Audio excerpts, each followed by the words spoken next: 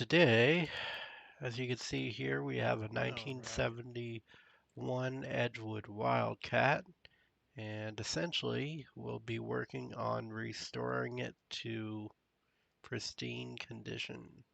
All right.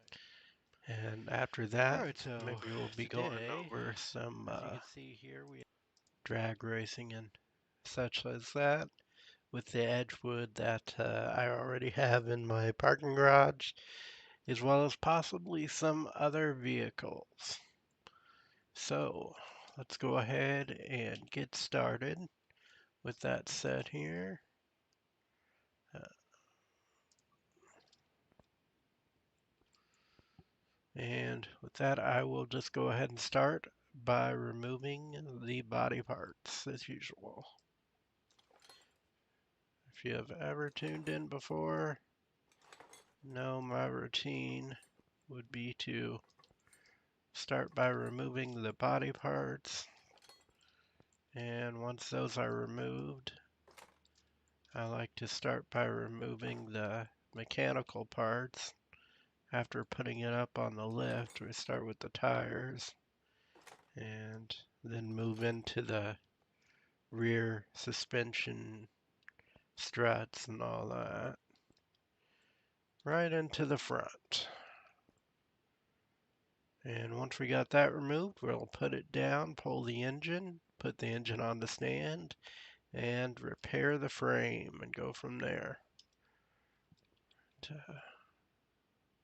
Before I get it up on the lift here, since this is one of those models that is not like most of the models I get.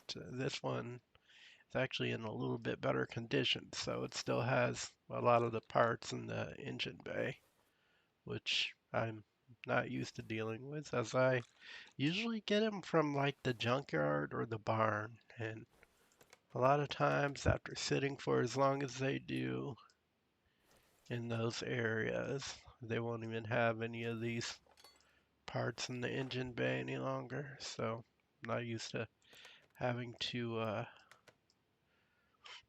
go ahead and drain them. So I've kind of added that to my routine as of late, since I've been picking up engines and, well, not engines, but though I do have some in my warehouse, I've been picking up vehicles from the auction house instead of the barn and junkyard finds a lot.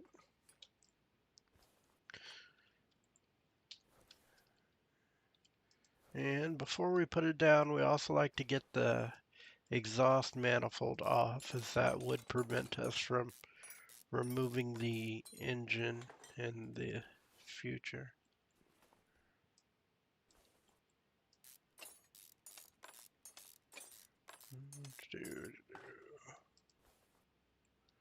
Alright, so we do have that exhaust manifold removed, and I'm just going to go ahead and put this vehicle on a lift. And we will get started by removing the tires.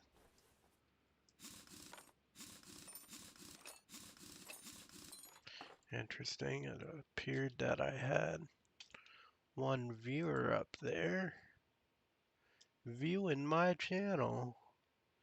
It dropped off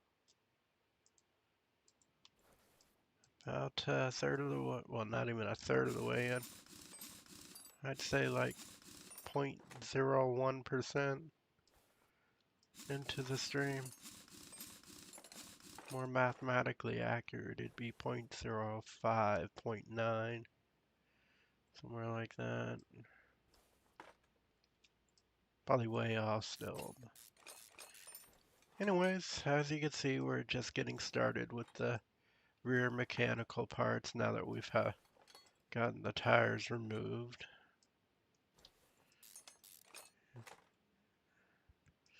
Mechanical parts and pieces.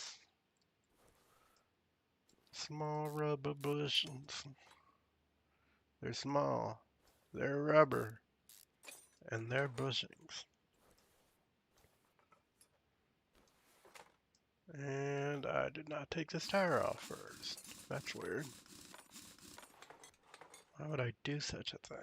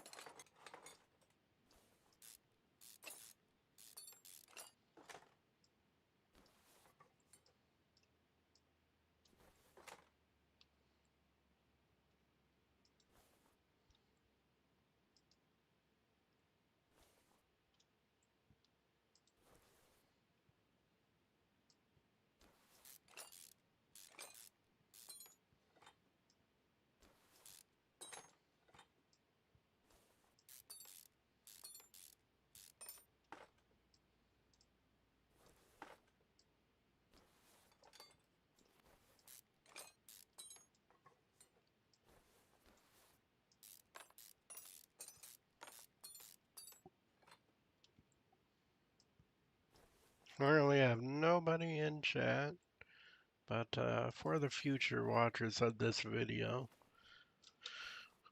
I am just going to drain the oil here before we get this off the lift to pull the engine. This is actually in pretty good condition.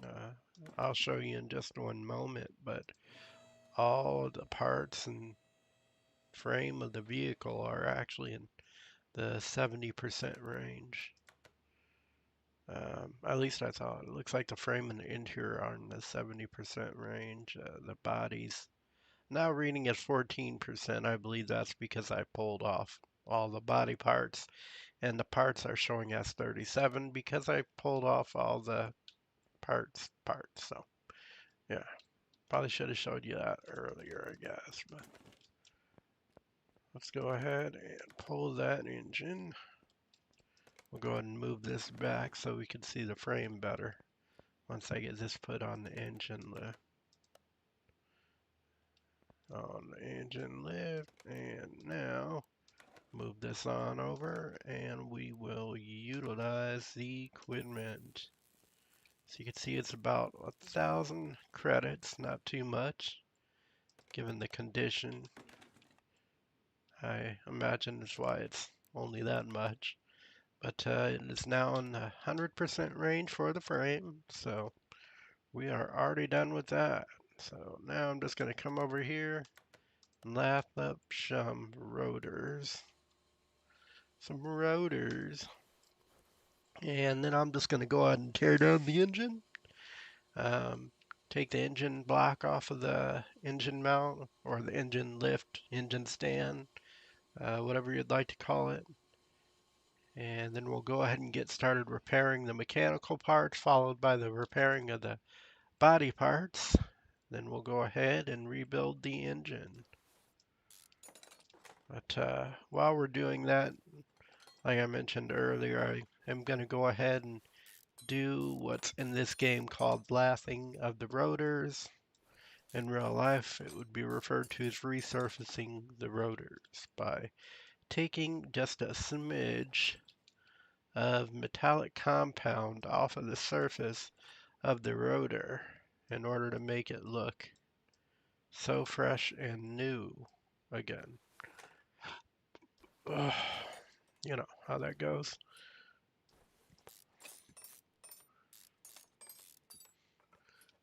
Now that that first one is fully resurfaced, we'll go ahead and resurface that.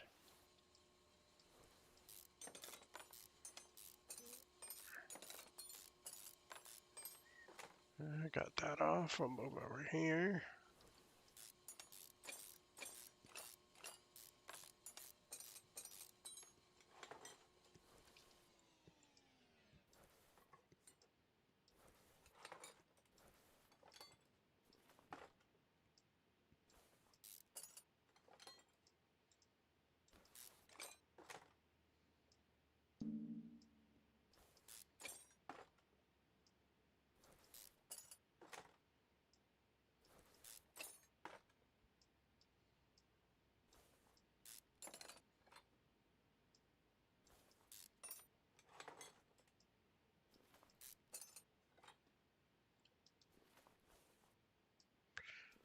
I'll go ahead and remove these arms. Sadly, I don't believe the rocker arms are actually repairable.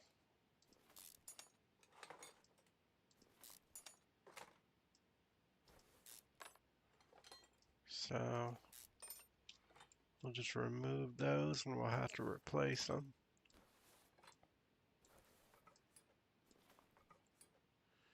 Now we'll get the push rods moved and then we'll move out the headers from the engine and go ahead and get started on the front of it, working our way to the clutch assembly in the back.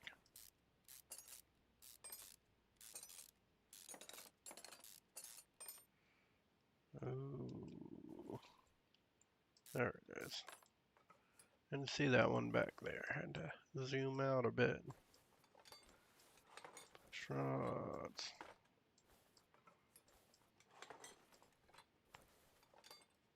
Push rods removed.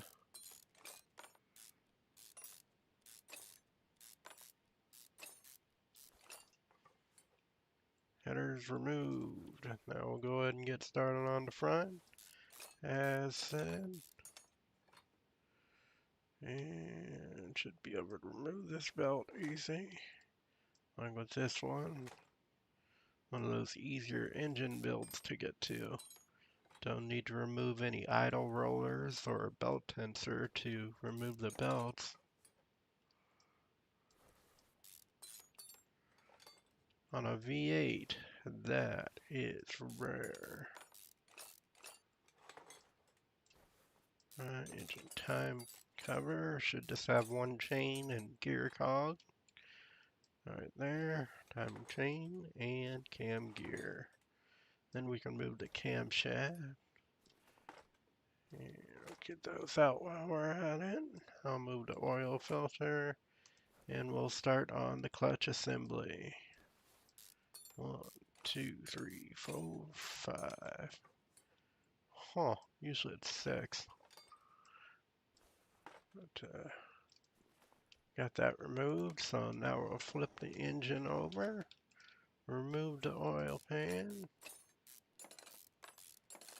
And start by removing these rod caps. And then we'll remove the bearing caps for the crankshaft and start removing the pistons and concords, as they say in the game, as well as the rings which should come with it. And then comes out the crank to the shaft.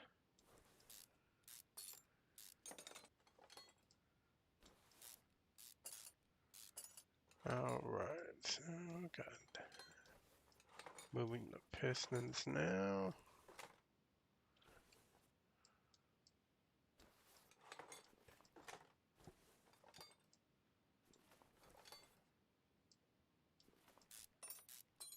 And move the bearing caps in order to remove the crankshaft. Then I'm just going to flip over the engine so the next time we put it back up here, it'll be in the right position. Take that off and we will go ahead and put the engine block back in the motor and pull it out just so we can get back on the engine lift again. Alright, so we already had one that was already repaired to 100%, so we were able to just go ahead and put that in, pull that out, but now I'm just going to go ahead and get started on the repair of the mechanical parts. And then we'll repair the body parts like we were stating before and get back to the rebuild of the engine.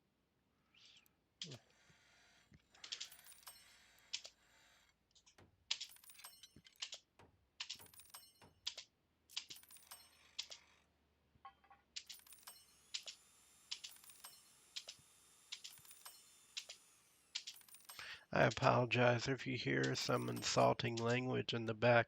That's just my neighbor's children. They like to go outside of the windows of the, houses in the neighborhood and just say insulting things about the residents. I don't know why they let their children behave in this manner, but,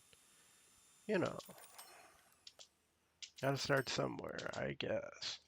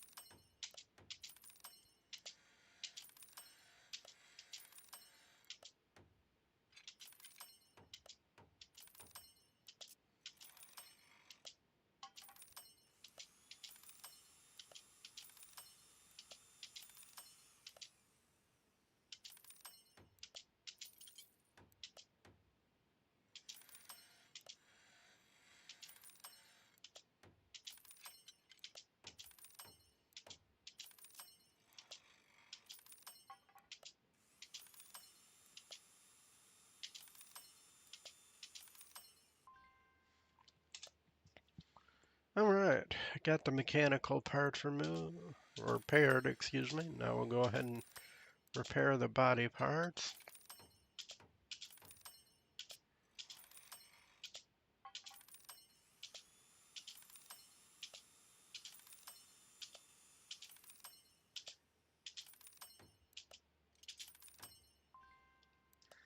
Alright, got those repaired, so now we'll start back on the engine rebuild right after we remove that last rotor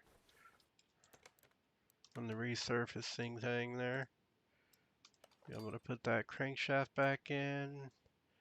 As I anticipated, we will need to purchase some more pistons. Let's check on everything else here.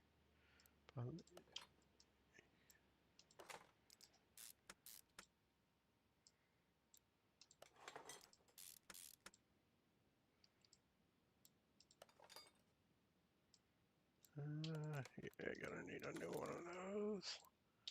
And a new one of those. More than likely a new one of those as well, yeah.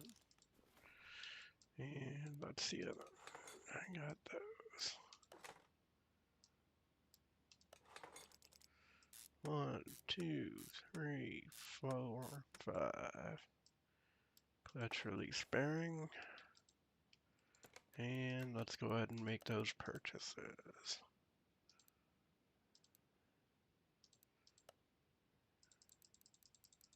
I'll put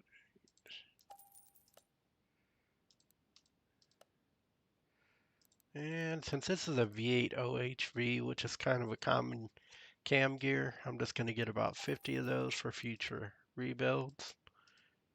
And that'll be in the electric area. So. And I'm also going to get 50 oil filters so I could finally stop having to buy those every time.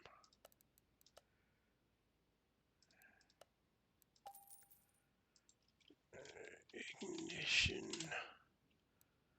Let's go for ignition.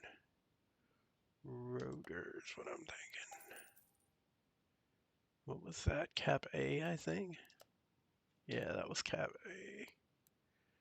So we're just going to go with this one. And probably V8 OHV, I would think, for the cables. But since they don't have V8 OHV on the cables, probably just going to be the V8 cables, but we'll see. Once we get that put in there and just get whatever's necessary at that time.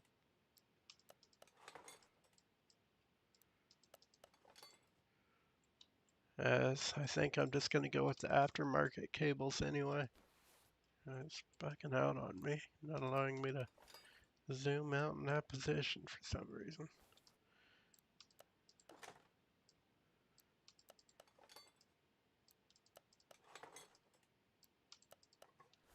Alright, pistons are in.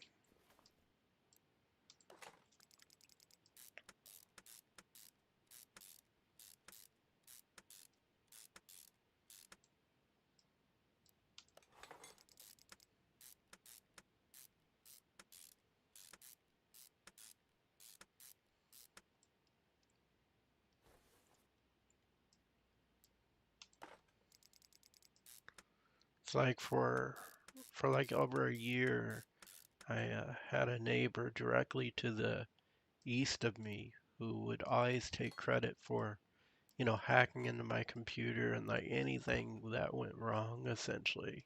She would like say, "Oh yeah, I did it," as though it were a badge of honor.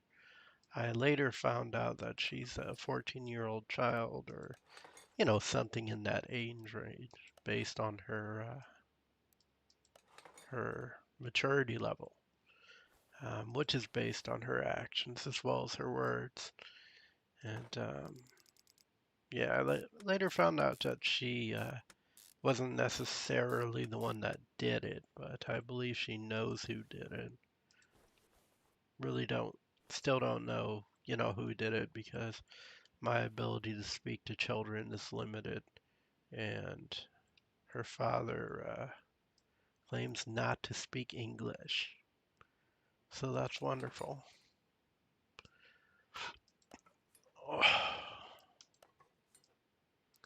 No one really worked out for the best. If by best you mean sarcastically.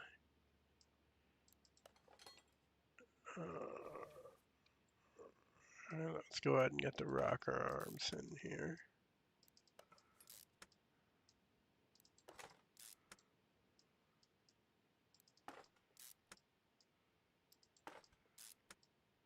And I think the worst part about it is that at the time that this stuff was going on, I was actually working from home. So not only would it disrupt me on a personal level, but it would also disrupt me on a professional level, which quite frankly is unacceptable.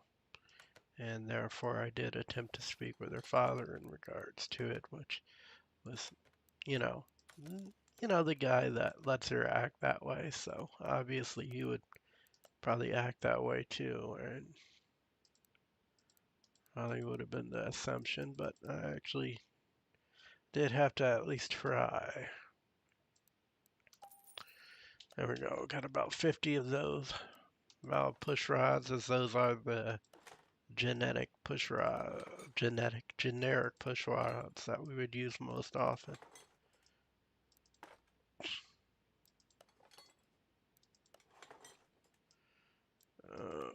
Get the rocker arms in here.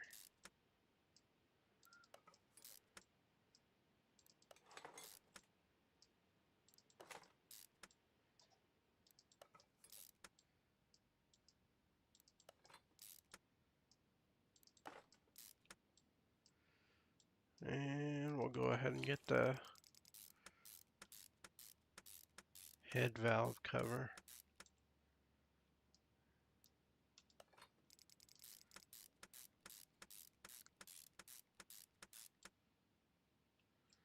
And the intake manifold.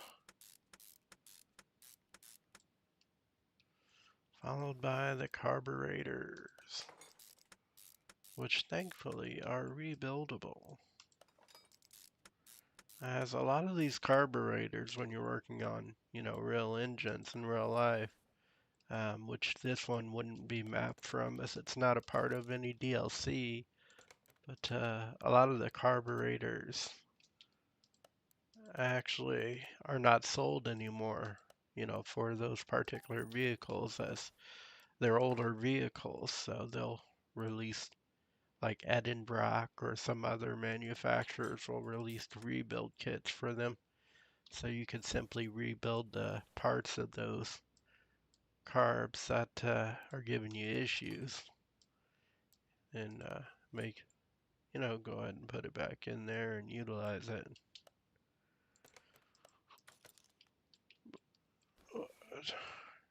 Got that.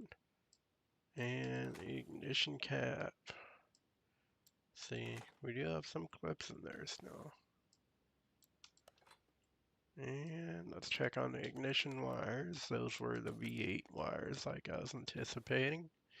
And we will need another timing chain, I'm guessing. Yep, gonna need another timing chain. So, I'm just gonna go ahead and get the aftermarket wires like I was stating before. And the timing chain you cannot get aftermarket, because they don't make it, at least in the game. I really don't know what the point would be of getting one in real life either, unless you had an aftermarket crankshaft to handle more power. But I don't know. Never really heard of an aftermarket timing chain. Of course, I'm not really into building engines in real life as much as I do in the simulations. Not to say I wouldn't like it. I think it would be pretty fun. A lot funner than what I usually do, which is to sit on the computer or on a gaming console during the winter time anyway and play games. I mean, during the warmer parts of the year, I'll generally get out to walking trails, hiking trails, biking trails, and participate a lot in those activities as they are entertaining. All right, so now we can go ahead and remove that engine from the engine lift and move it back into the frame here. Move that over. Now you can see we have the engine in the frame. So nice. Now we're just gonna lift it up and go ahead and start by putting the mechanical parts back in. So I'll probably need to go ahead and purchase the entire exhaust system.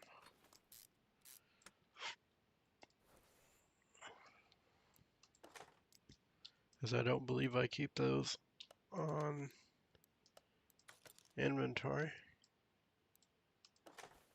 Small bushings. I know I replaced some bushings the last build I was doing on recording. That would have been the video I released just this last Wednesday on my YouTube there. I thought it was the small bushings as well, but it could have just been the large ones.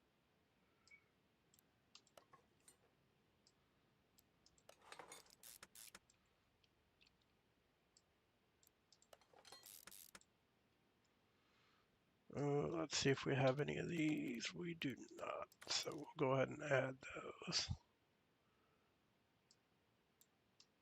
Oof, 81. That. And I believe I already got those added, but add it again just in case. We'll get about 50 of these in stock here. There we go. And brake drums. I'll get about 10 of those for future builds. Seems to be coming up quite often as of late.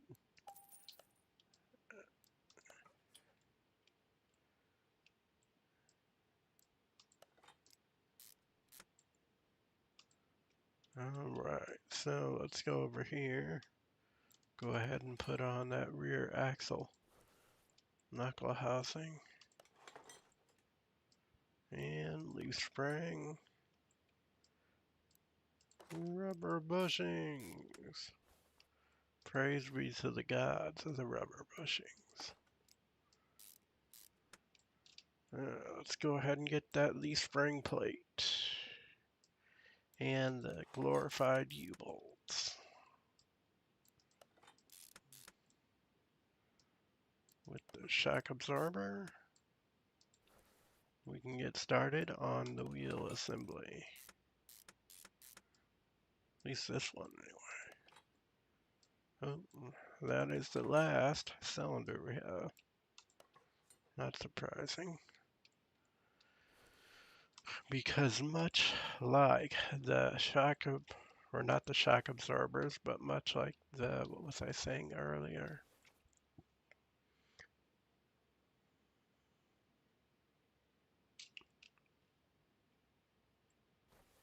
Oh yeah, the drum brake cover. We've been running into a lot of those lately, so must have used up all the inventory. Pump there. And let's see if we still have any of this in stock, which we do not, so gonna have to get 2 of those. And 2 of those. So rear muffler and middle muffler. I'm just guessing we'll need, oh no, we actually have those, so can remove those from the list. However, we do need to add those.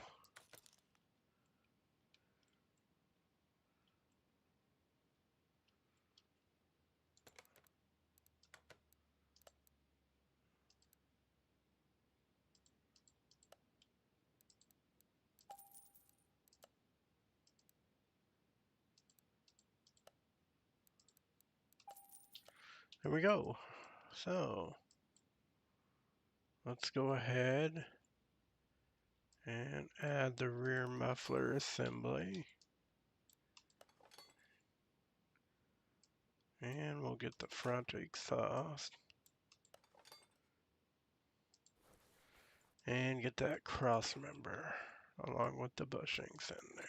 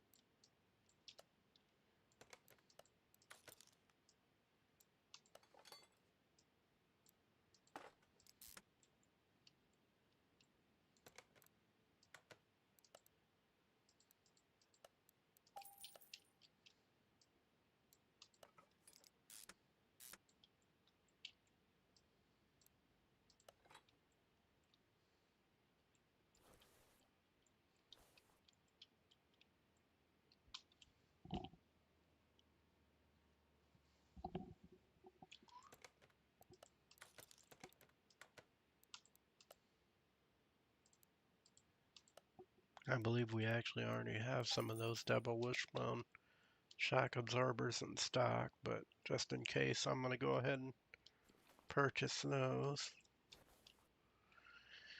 And while we're working on getting these off the rims, we'll go ahead and separate those.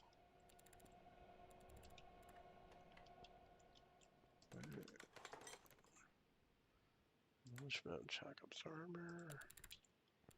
Only the fronts. It's looking like the rears were B's, I believe. These get removed pretty quickly. And now we got 2 more of these, and we can go ahead and start repairing the rims.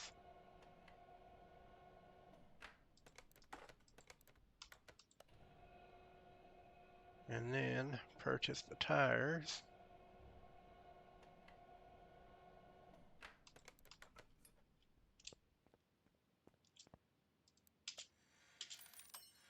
One rim, 2 rim, 3 rim, or not 3 rim, that's 3 on. Ha ha ha.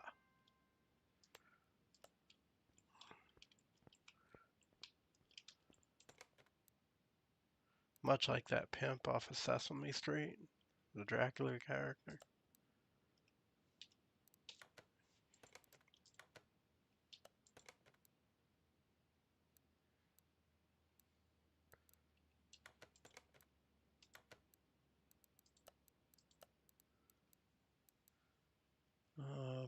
look at 14. Let me go ahead and make sure the tires are the same size in the front and the back.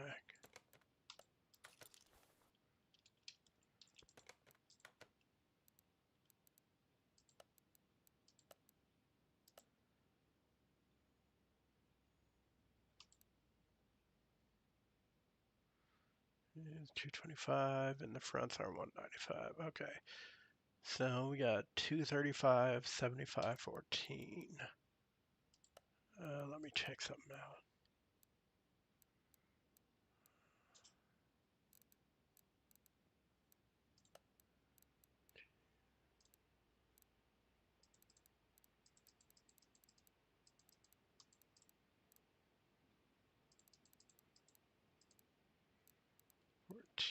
I'm just gonna get the selects here. 245, 35, 75, 14. That was right. 217, 195, 80. That was. Let me get back in there. 195, 80, 14.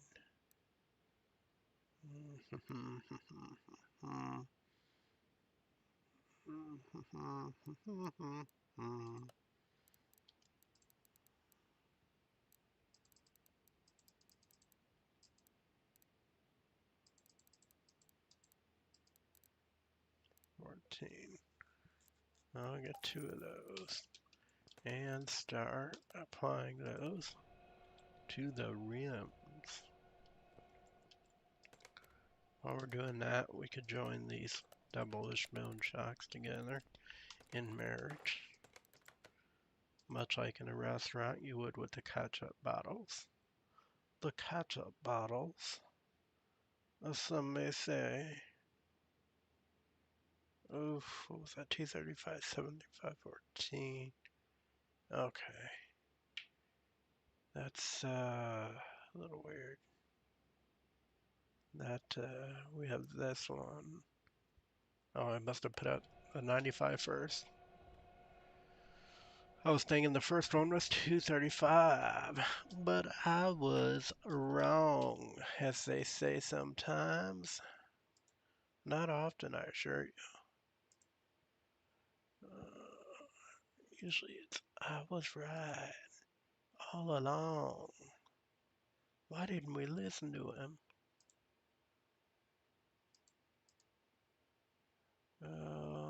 You'll have to excuse me for a second. Just trying to figure out something here.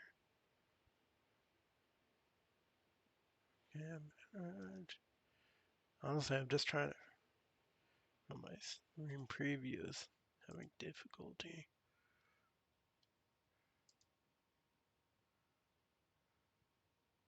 Always does on YouTube. And I'm not totally certain as to why. Probably shouldn't even mention it. I did. 235, 195. So we'll just balance these while those are getting separated from the rim.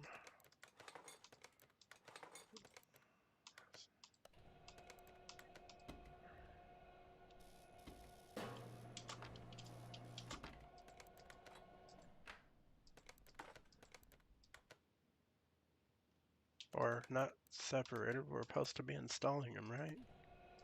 Oof. Can you tell I don't get much sleep at night? I actually got a pretty good amount of sleep, like consecutively last night, which is rare. But for the second night in a row, which is the rare part.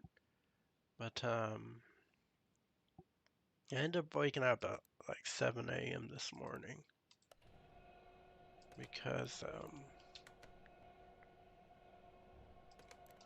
I wanted to get some stuff done. I actually had an interview at a multinational corporation today. And before the interview, I wanted to work out, make breakfast, take a shower, you know, the whole rigmarole. So I decided to get up a little bit earlier. in an effort to get that done. And I'm just a little bit tired, which isn't a big deal.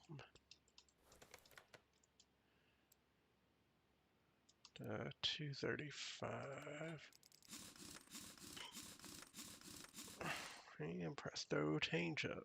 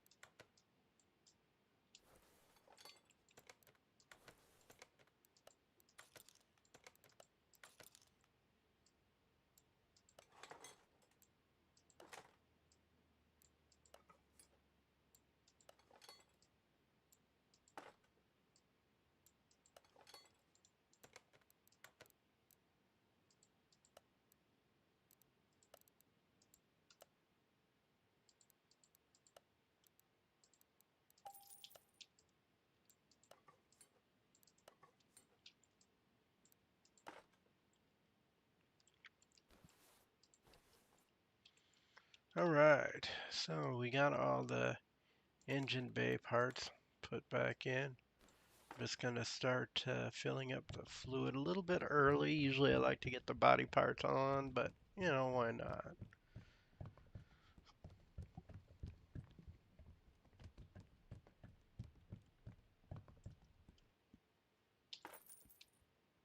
You know what? Now that I think about it, I don't think I put together the caps and the crankshaft bearings back on after the rebuild. Might need to go ahead and do that.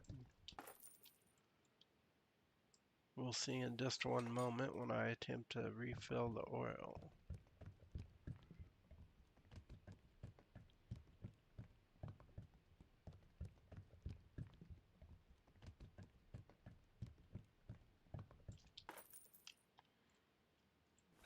Refill the oil time. Yep, there it is.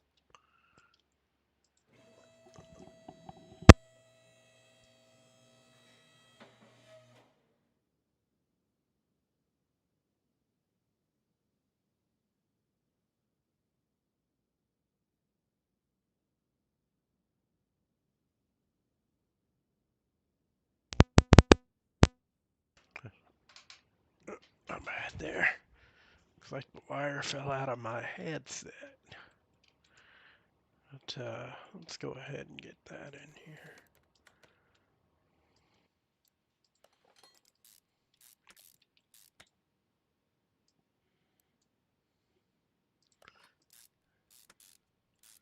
We are at the 52-minute mark, which I think is a little bit above schedule for a rebuild.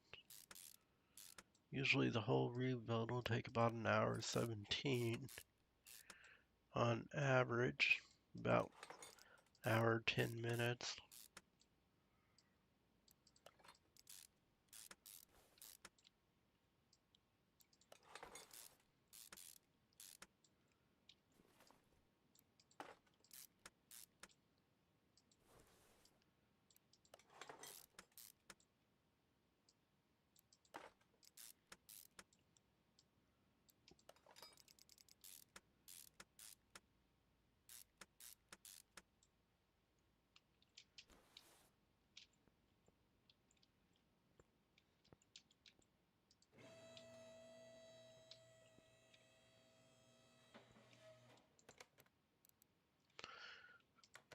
let's see what we have here.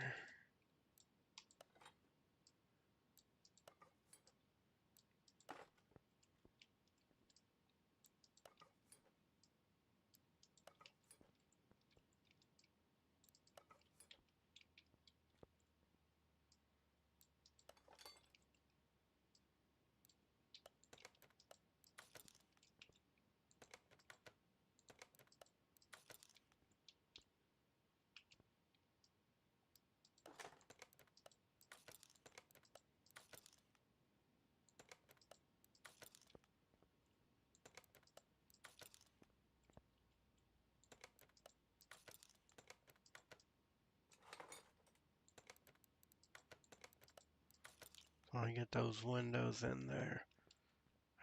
No, I probably wouldn't have any windows in the warehouse, but we could check just to make sure. On the old Edgewood. No, we don't. It was worth a check anyway. Body parts, Edgewood. Gonna go with all of the windows.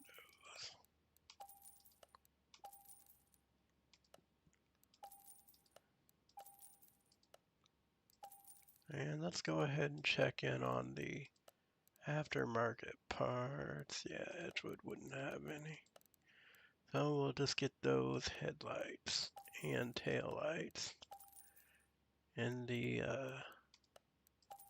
main section here.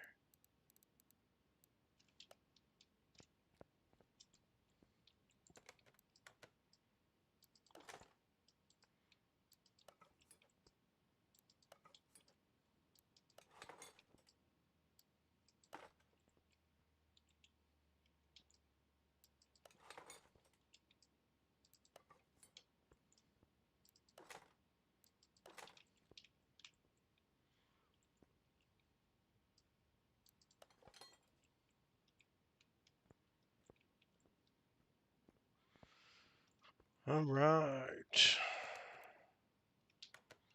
And this Edgewood is, like I said earlier on, I got from the auction house. So I got it in pretty good condition when I purchased it. It's technically a second Edgewood that I currently own. As you can see, I own this Edgewood, and we'll pull it out to the garage here in the front. We could take a look at that. It's all pimped out, as you can see. Got that purple haze kind of paint job on it. I need to put some rims on it, to be blatantly honest. Matter of fact, we can go ahead and check into doing that here in just one moment. But if you look in the cabin here, it's all wood finish, of course. Even the steering wheel got a wood finish there. It's not that manual stuff, you know, or excuse me, automatic gearbox. It's a manual gearbox with your clutch right there. And your gas and brake pedals is normal. And you look up here, you got that two carb, so you got that front part coming out there, customized hood, of course. And the trunk, got a lot of trunk space there. But yeah, it's one of my preferred body styles, I guess. We might as well go ahead and check on that tint too in a moment. But now that we got all the body parts together, we got the fluid inside the vehicle. We got the starter, we got the fuel pump, got all the wires. Let's go ahead and run that compression test. So we know we're good enough to start a compression test, not necessarily turn over the engine.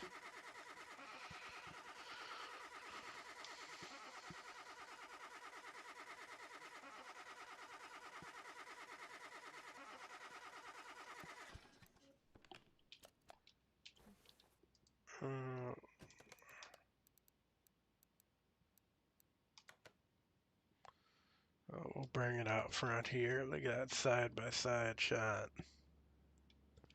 Pretty cool. This one is the more sporty model, it appears. 1970. Okay. I didn't realize they were different years. Huh. I do prefer the 70. It looks a lot better. It's not as long, but it's kind of stubbed out, bulky look in the front. Makes it look real cool.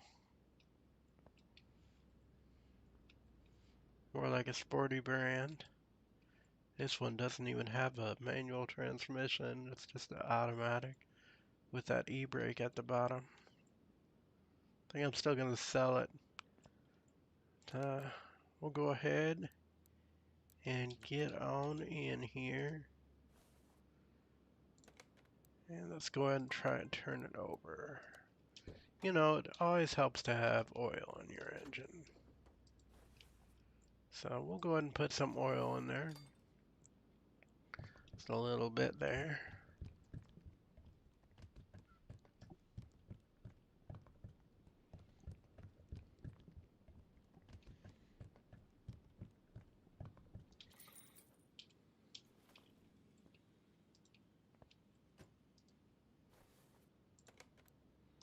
And start her up.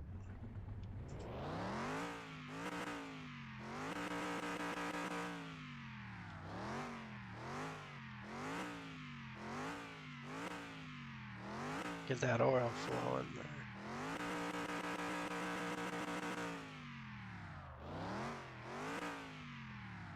Alright, shut that off and exit the vehicle. I'm just going to move this on over to the car wash.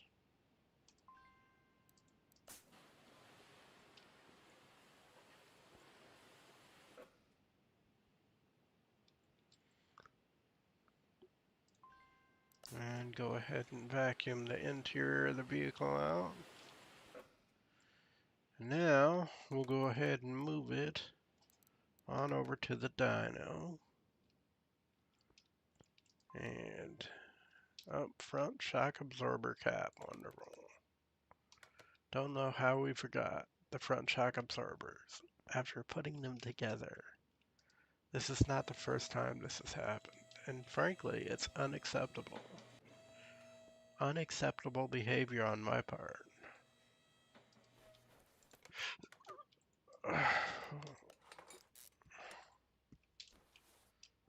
To forget a double wishbone shock absorber.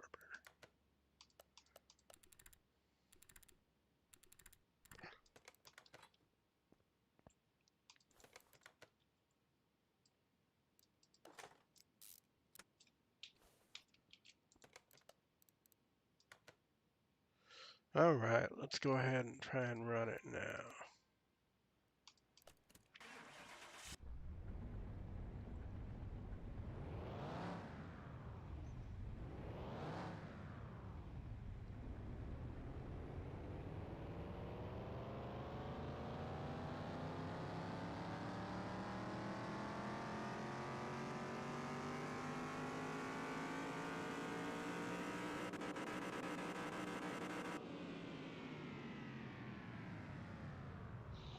Alright, so you can see we started at 288 horsepower, 4,550 RPM, at 375 foot-pounds of torque at 3,200 RPM, and we ended up at 299 horsepower, 4,550 RPM, and 289 foot-pounds of torque at 3,205 RPM, raising both of them stayed at 4% across the board, so that's 12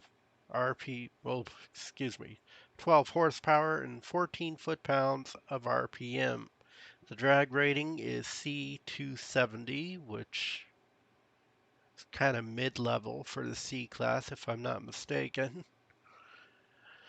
So, yeah, pretty cool. Not as much as the 1970 Edgewood I have over in front of my garage, but it is all right. With that, we'll move it over to the paint shop. Let's see what other colors might be available here. We can get it in red. It looks like a darker yellow color, black, white, different shade of black, red, and a different shade of black. Kind of a more matte finish to it. After seeing it in yellow, I think I'm going to go with yellow. And kind of like the clear coat without the roughness. Yeah, it looks a lot better. And let's see what the Liberties come out with. Oh, that one's kind of cool. That one's also cool. Not as cool. We'll go with the dark red with the yellow. Kind of comes off nicely.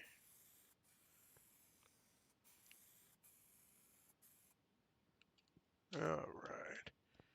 So, now that we got that, we can move this to B. And we don't want to do that. But we do want to disassemble the interior, as I'll be replacing all of those parts.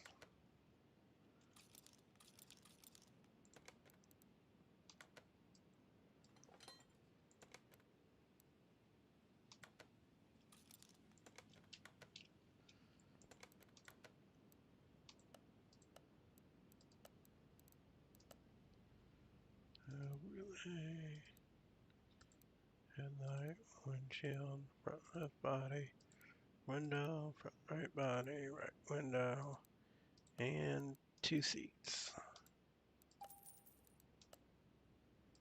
And 1 bench seat with a steering wheel. All rated for the Hellcat. Or excuse me, not the Hellcat. Right? Not the Hellcat, right? Yeah, Edgewood Wildcat. Now, it might be based on the Hellcat, but we're going to go with Edgewood Wildcat. Almost called it what it kind of looks like, you know. Alright.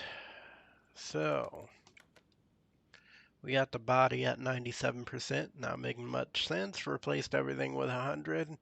The frame at 100%, the parts at 99%, again, not much sense. And the interior at 100%. God, that looks good. And you know what? I'm not going to sell it because I cannot help myself. There we go. We're just going to put that in the parking garage where it belongs. And keep it.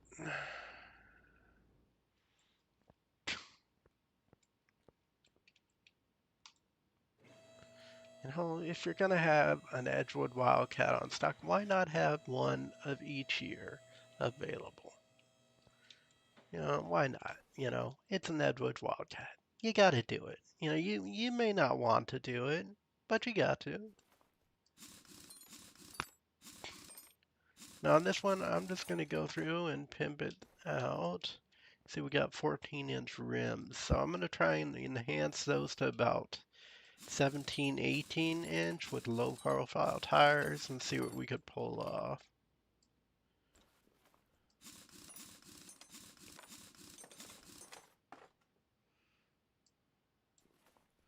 I'm going to go with those low profile slicks. Probably going to run us about 2,000-3,000. You know, no big deal. Not in the virtual world, anyway.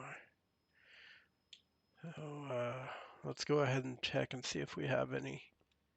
So, we'll start with 18-inch rims to test it out with. We got all those 14s still in there. The retro 14s. Not really certain what those are from, to be honest with you. It's kind of weird. Those aren't even, yeah, those aren't even in the warehouse. They're just in my direct inventory. Oh, let's go ahead and clear that. Alright, so we got 23. 22, got 17. I'm going to start with an 18 though. Test it out with an 18-inch rim, see if we could even fit that in there.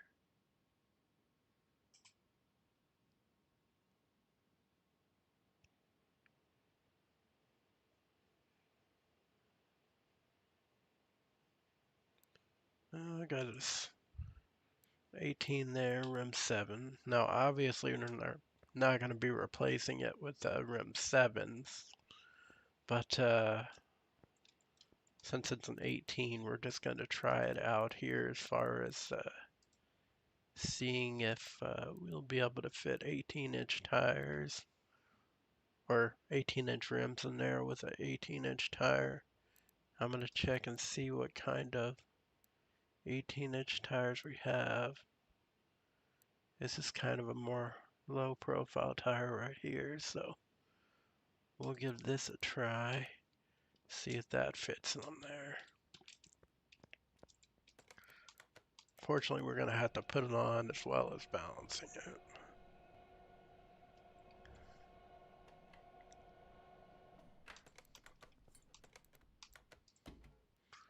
I think it's kind of pointless in balancing if we're not even going to keep this set up. But that's what they make you do.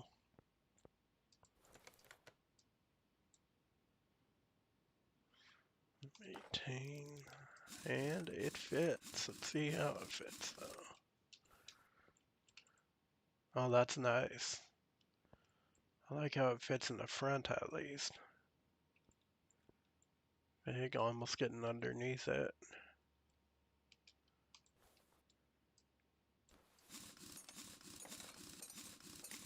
Let's see how it fits in the back at that ratio. I think we might have to increase the ratio on the back ones.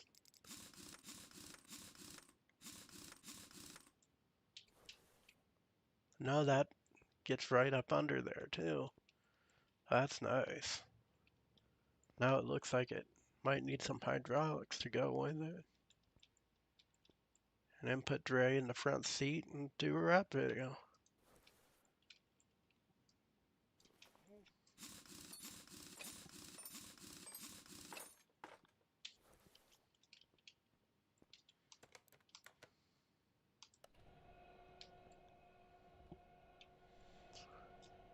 Alright.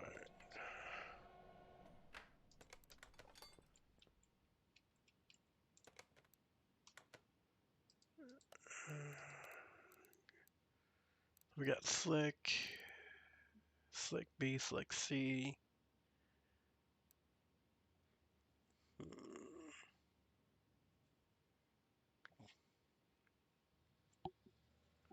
I think for this build, since we're just going to go with the pimping maneuver, we're going to pimp it out with some vintage tire wall C's at the 18 inches. Lowest profile available. Gonna go with a 225 on rear. Maybe a I go 255 on the rear, and we'll see about a 225 on the front. I think that'll be nice. Both low profile, both low profile, of course.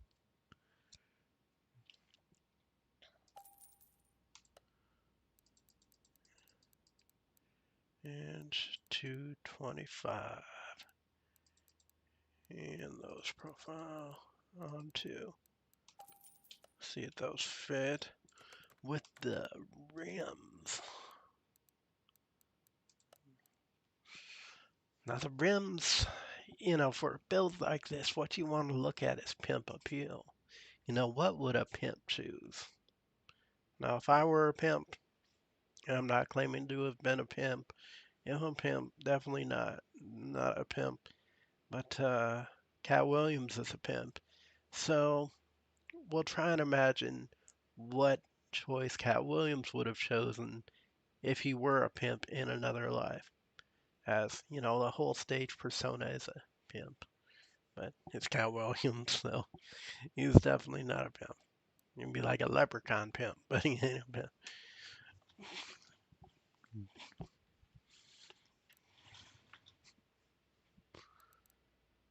So now that we're done talking about Cat, I love him though. He's a great comedian. Uh, Best special was like, I think it was his second special ever released. Wasn't that the Pimpin' or the Pimp Chronicles, something like that? It was a good one. And he released another one after that, which was also pretty good. But kind of expect that of Cat Williams. He's a great comic.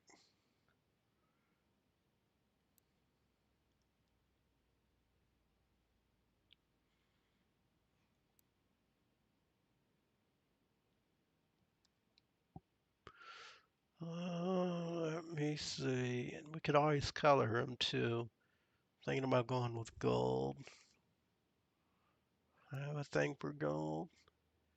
Quite frankly, I feel it from a metaphysical standpoint may attract well. But, that's undecided at this point. So we have the Rim Retro 13 that kind of looks like it belongs. Rim Winchester doesn't look too bad, but if we're going for a pimp, I think the Rim Retro 13 is going to be the choice. And we'll get 4 of those. Obviously 18 inches on each. Only 952 with a 15% discount, so that's not bad at all.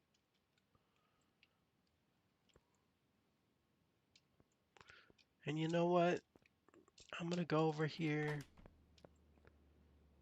and I'm going to go ahead and paint those rims. That's what I'm about to do. I'm going to paint those rims. Because when I look at a rim, I want it to come out exactly as the body style we're going for. And in this case, it's a Cat Williams kind of look. Granted, I don't know him personally, so I don't know what he would choose. But if I were to imagine, based on that coat he wore in the Pimp Chronicles.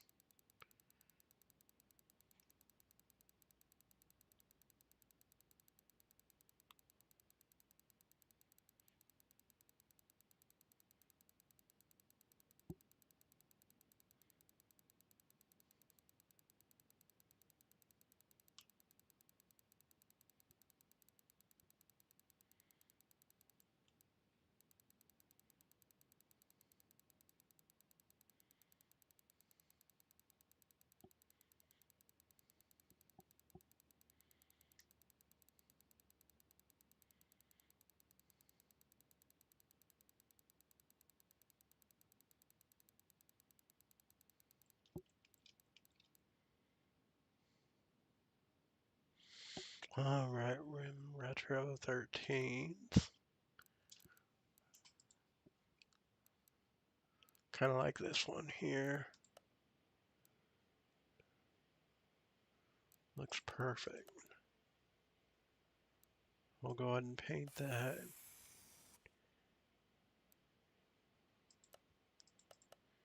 And what I hate is that now that we have to get back to the others, we can't just flip directly to them, but instead we're gonna have to go back over into the shop here and reselect them. Now, if anybody else knows a better way of doing that, I would love to hear about it in the chat, or if you're in the future, in the comments.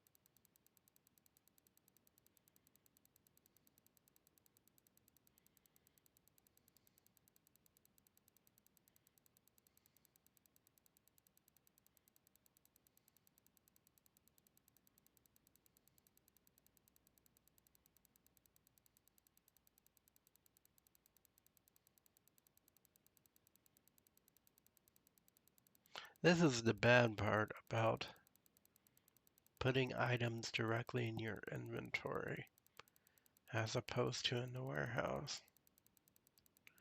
I mean, overall, does it save time in the building of the engine? Yes.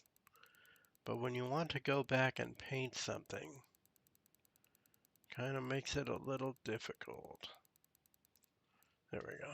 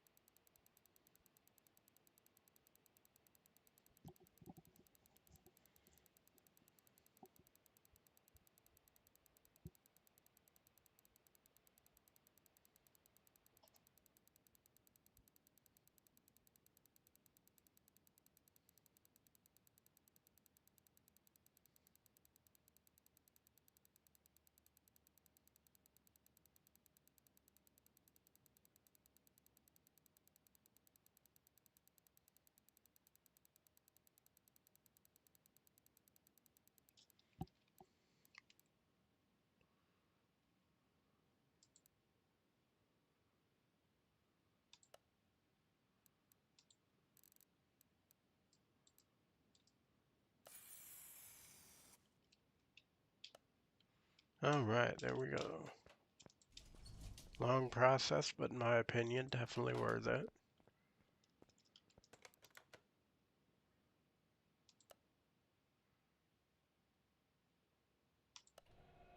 And let's go ahead and take that, we'll take that other one off of the rim here.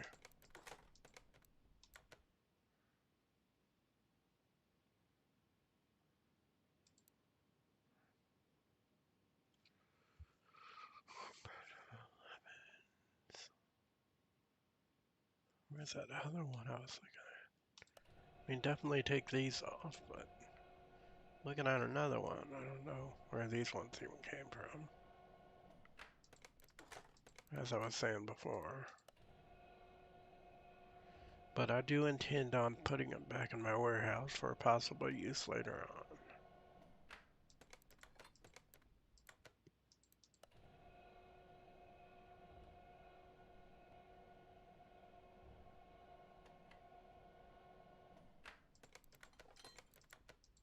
Oh crap.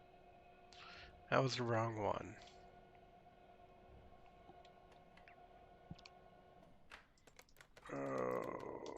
separate that. Didn't mean to separate the REM 13. But we did. So now we're gonna have to re-add it.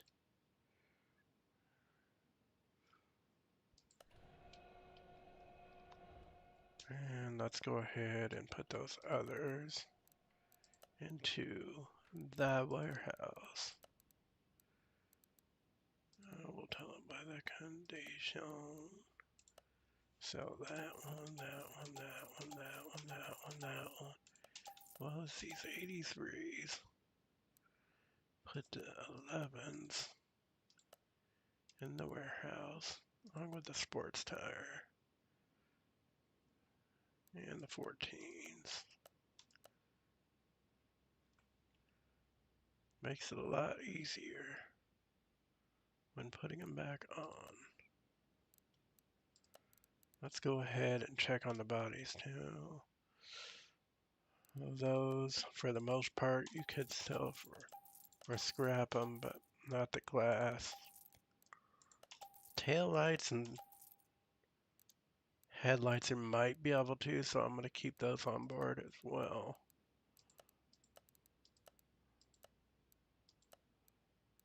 See what we could scrap and what we can't, and go from there.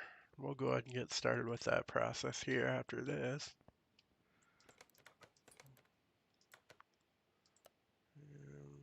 255.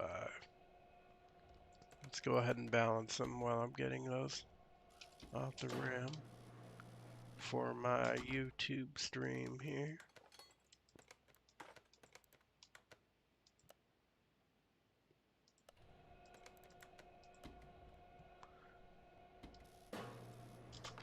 Live streamer of YouTube.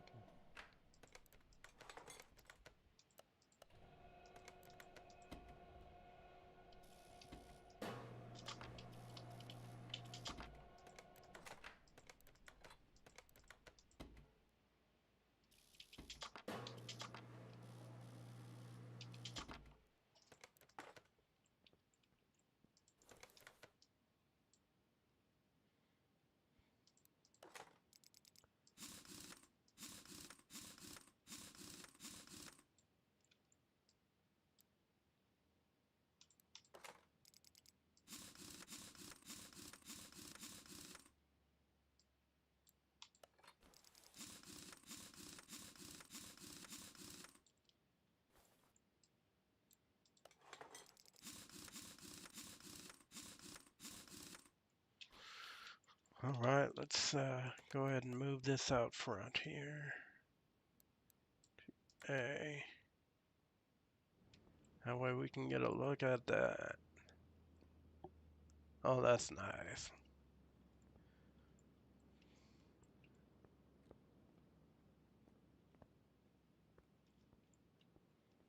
Oh, that looks real nice. We are missing one thing though. You gotta get those windows tinted.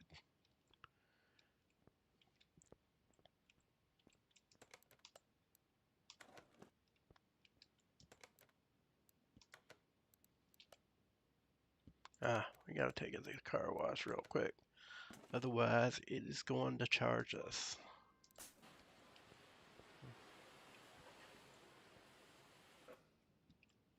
Look a lot better after a car wash anyway. Phew.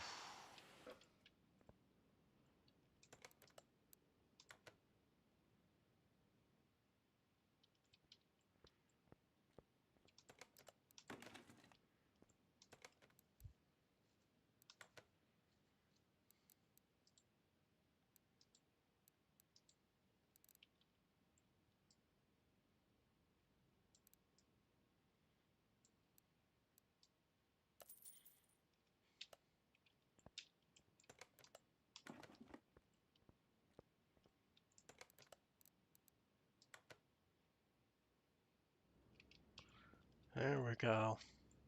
That's where it's at. That right there is where it's at.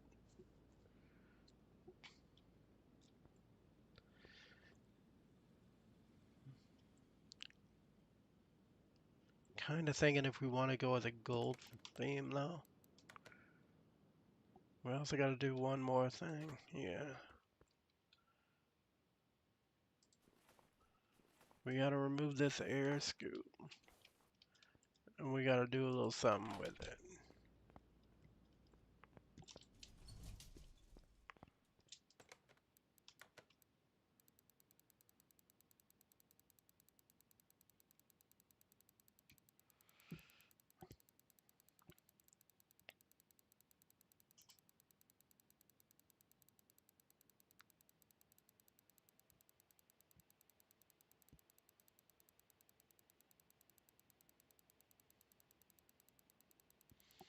I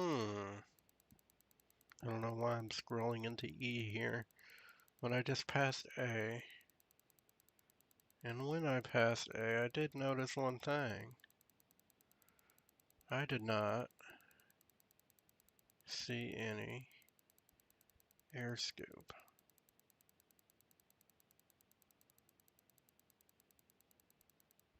See an air filter base. Oh, there it is. Went right past it.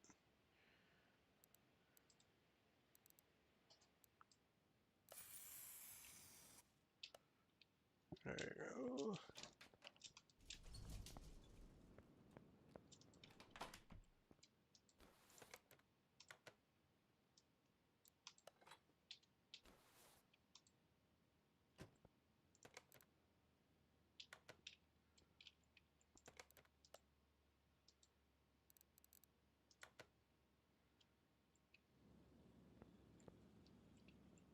Alright, let's just do one thing here.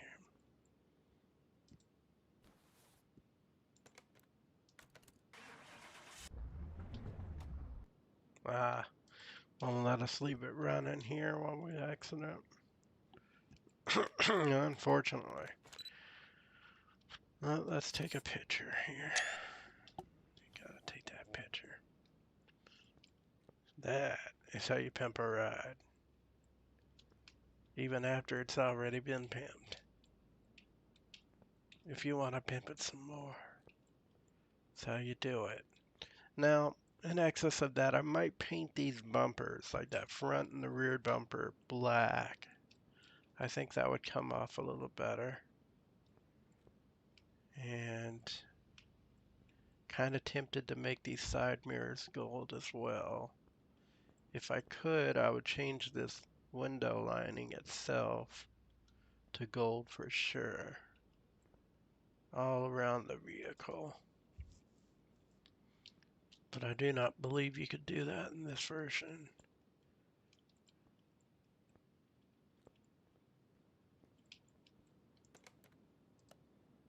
Now with that, I'm going to go ahead and put that in the parking area.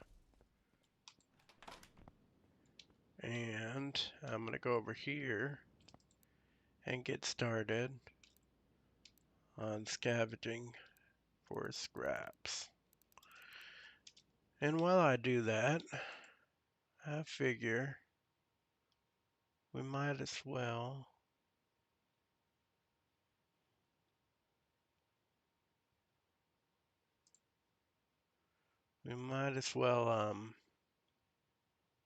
go ahead and see about putting on some music in the background here.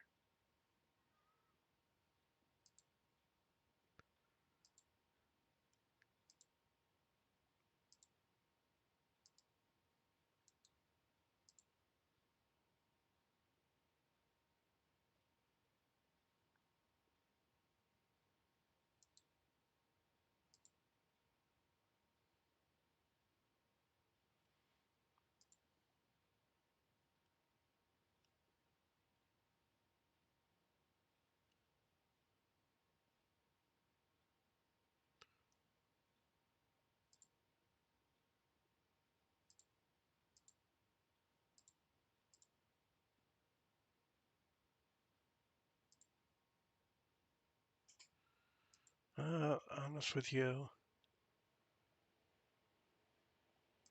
not even certain how I would start doing that here. with YouTube. I can tell you how to do it with Twitch though. But YouTube, I not only have never done it before, but it does not seem blatantly evident. So I'm going to try it a different way. I am going to try going into it.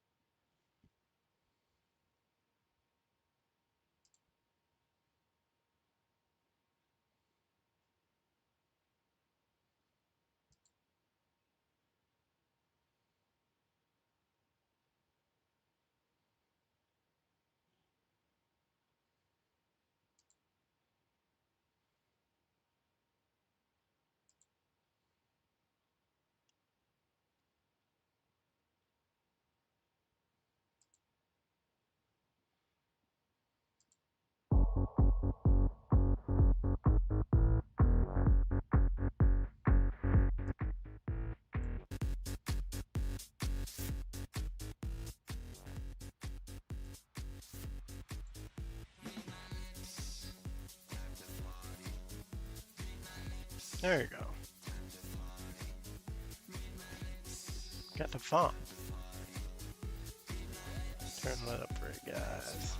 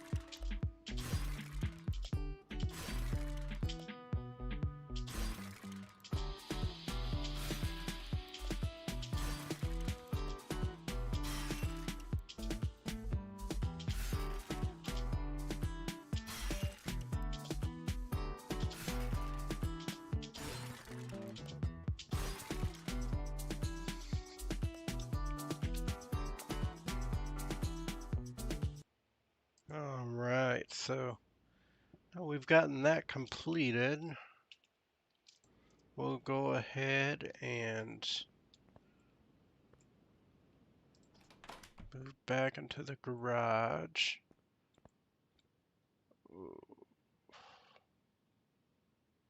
Kind of got distracted doing that. Kind of phased out. So, well, we got all those charged up. That's good. And we got over 3,000 parts, scrap parts now. 3,088. That's pretty nice.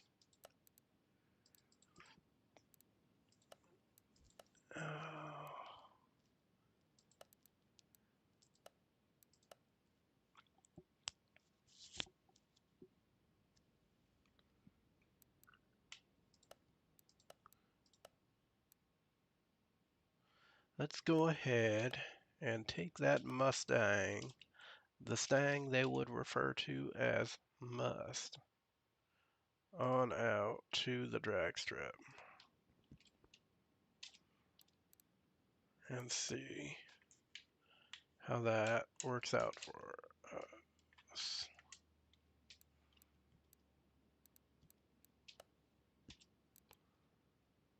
Well, first we're going to have to pull the Stang into the garage. Move Stang to garage. That's going to move it out to the front. I'm just going to move it on into the interior here. And we'll go over here to drag strip with Stang. Oh, need to align the wheels. And while we're at it, we might as well go ahead and align the headlights as well.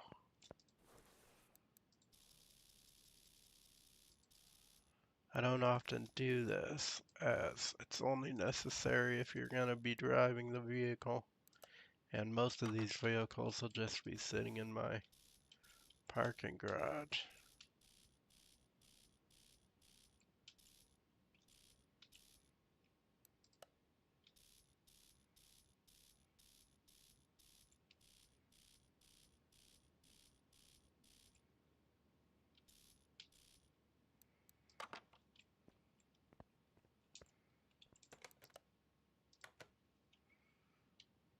So we'll go to the strip that allows drag. Strip, drag. Drag is strip. The strip that is drag.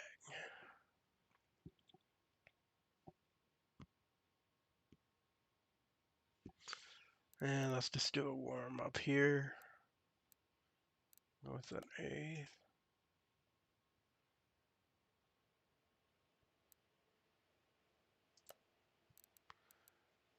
Show me my opponent.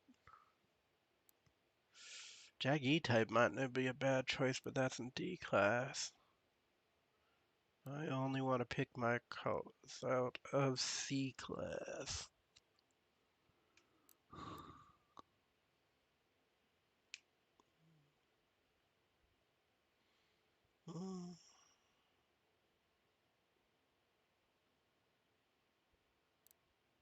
This one's a little higher than us, but we'll go ahead and do that anyway. Probably gonna lose. That's alright.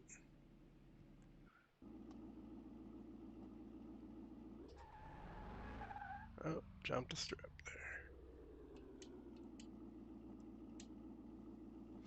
I jumped it just a little bit.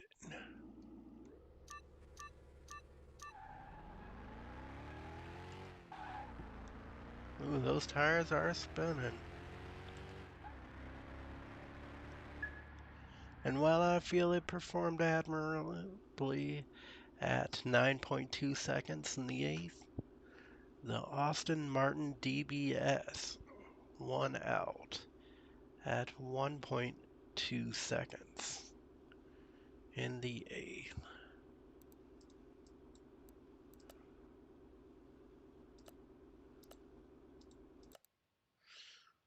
So, let's go ahead and select another opponent.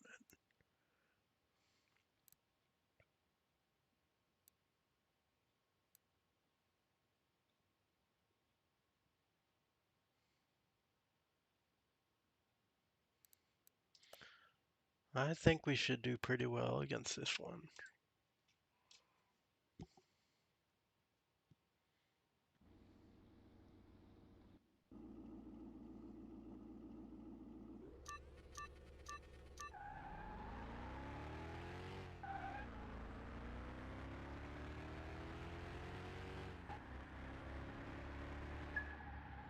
He pulled out on us. That's pretty good. So 9.1, and he got an 8.8. Oh, there's that. Close out of that, go back. Race with a random car setup in C-Class. Tempest. Ooh, my little proto Tempest versus Salem. Well, technically with a V8 Hemi, the Tempest should be able to win this one, but we'll see.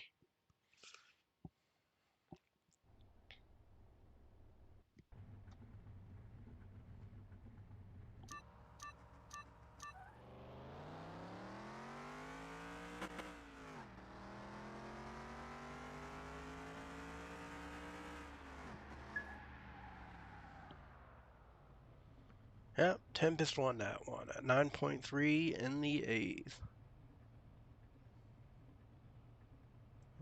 Which is a little weird that it's 9.3 in the 8th. Looks like won by 100th of a second as the Salem run by 9.4. Pretty cool. Pretty cool. Let's randomize them again. Got the Spectra Fastback and the Del Rey, the legendary Del Rey.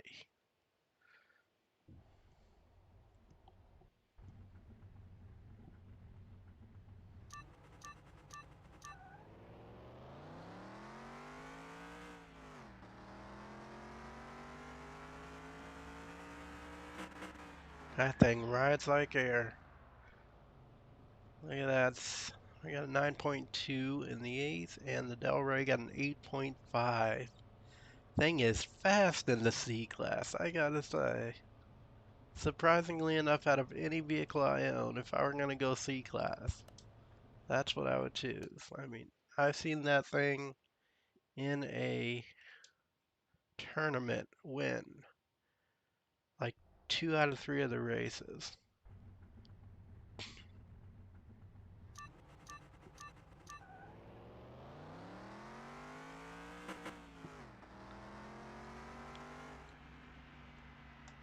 Ah, that's my bad there. The remote's having difficulty. It lacks an antenna. I actually brought the board with a antenna for the Bluetooth and, excuse me, the integrated Bluetooth and Wi-Fi receptor, and I misplaced it. Luckily, I had another one from another board that I had to send back. It was actually the same board. I just had to send it back because there were some problems with it. I don't even think it was allowing the CPU to boot, so probably a bus issue. But I had to send that one back, and I ended up keeping the antenna because I forgot I had it. So I used that one, and now just recently, I the other one I left behind where the tower would have been when I put the tower in storage for a short period of time, and it randomly disappeared. So yeah.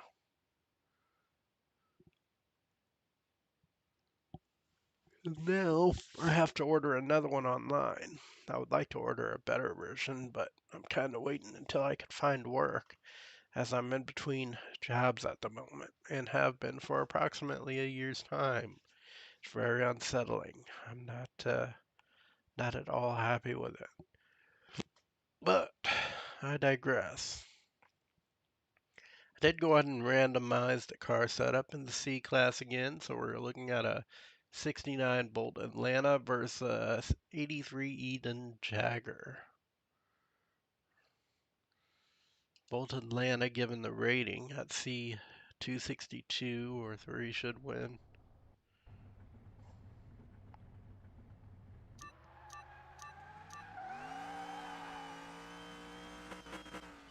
Ooh. This one's fast. 9.0 and the Eden got a 9.3. That Bolt Atlanta is no joke. You can feel that thing pull out. She wants it. So let's go ahead and try and race that again. Now that we got the rough estimate of where the red line is.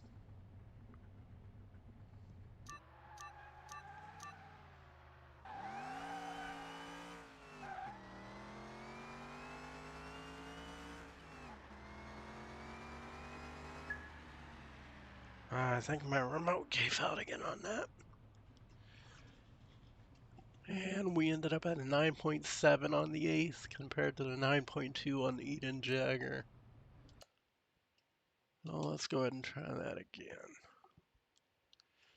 Honestly, I think it was just sliding too much in first gear. Couldn't get the grip to get out of it.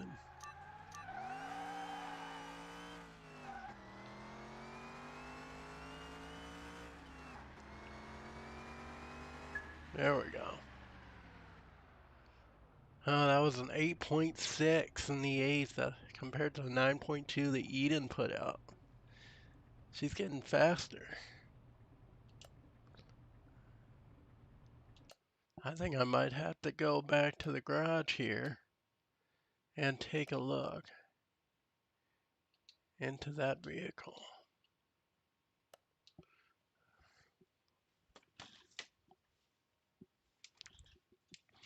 I feel if we customize it just enough, we can keep it in the C class, but get it right in the top of it, possibly in the B class. You know.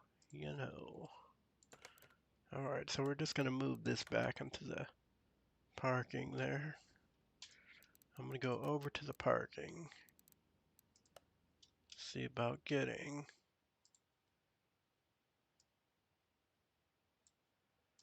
a Bolt Atlanta.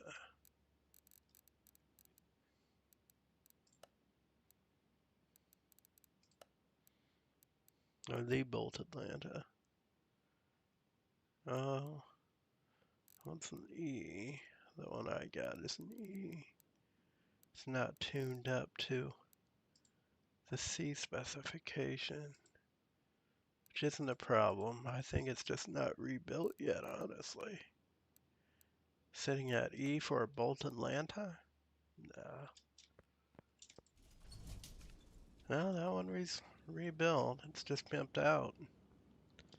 See that purple tint there with the white wall tires? Got the rims going. Oof.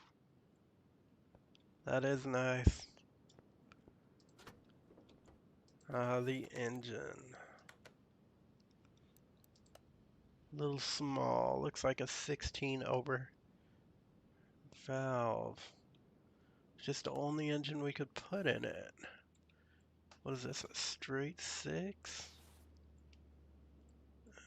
Let me see.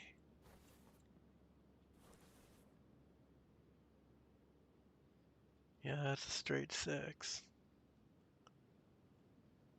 Alright, let's see what we could do with this to bring it up to C class and go on the drag strip with style.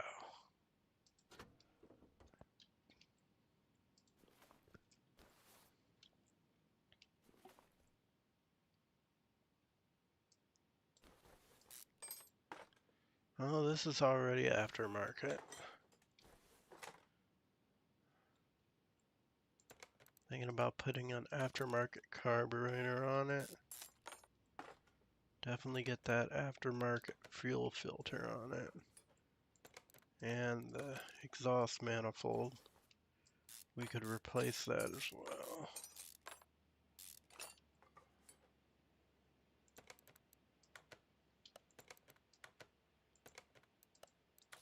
both the top and the bottom.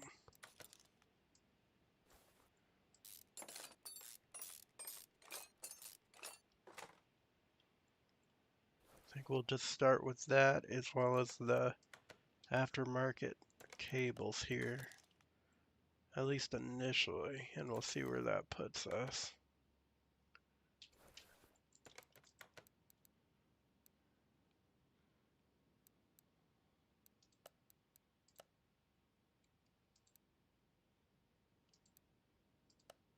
That's a 3% increase. Intake, 3% in and of itself. And the bottom is 3. Might be a little much, but we'll see.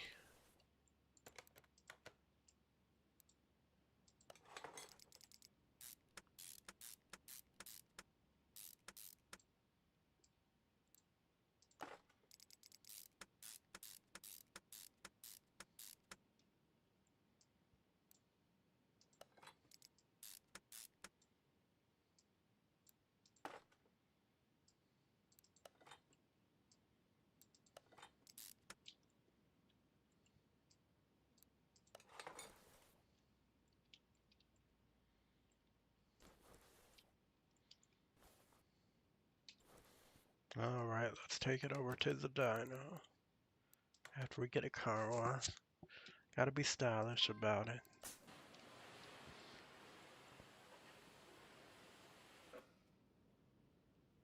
Looking good.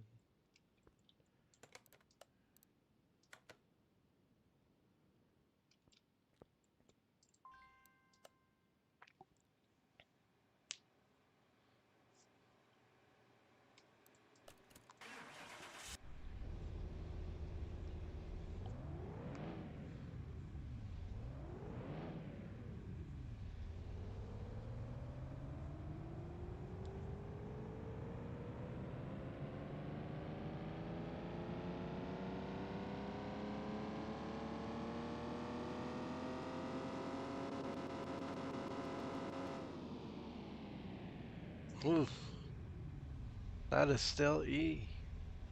Adding 21 horsepower and 28 foot-pounds of torque.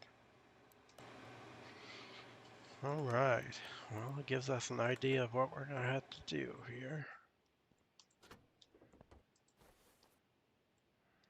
And that is a lot.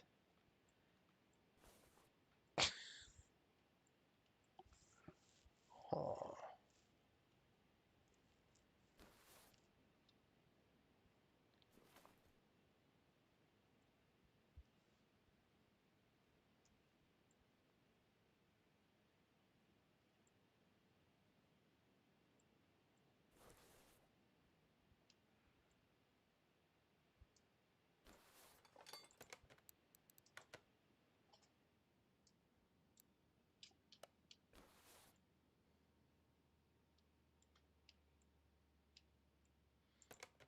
Let's go ahead and tear down here.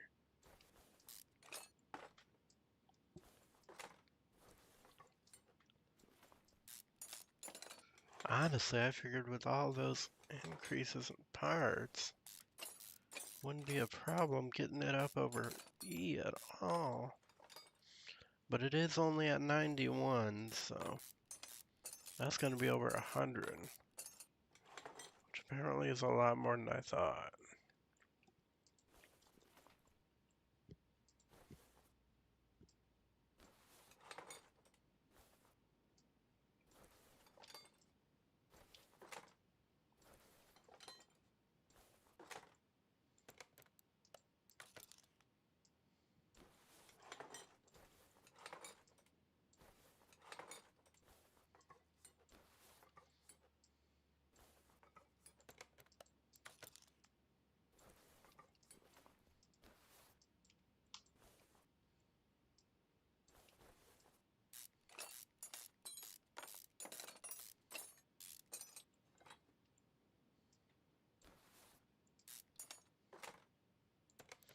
I don't believe we could replace this type of rocker arm, but We'll check to make sure. Frankly, I'm just going to rebuild out the entire engine and see where it lands us.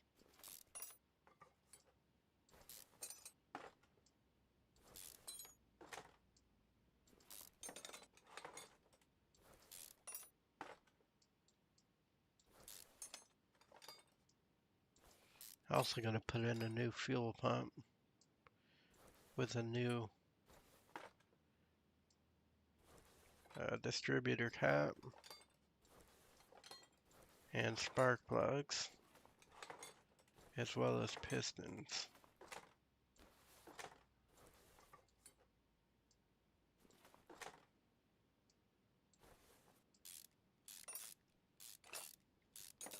That should bring us up over 100 for sure.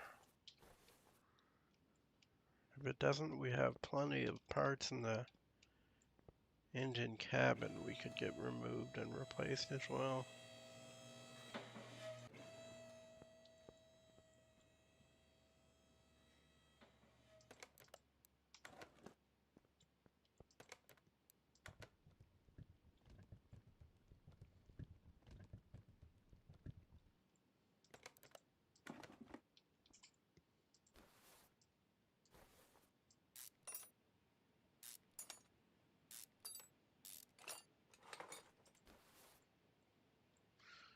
And I'm also going to check and see if we could get an aftermarket crankshaft in there as well, as I will be replacing the gearbox, so might as well check.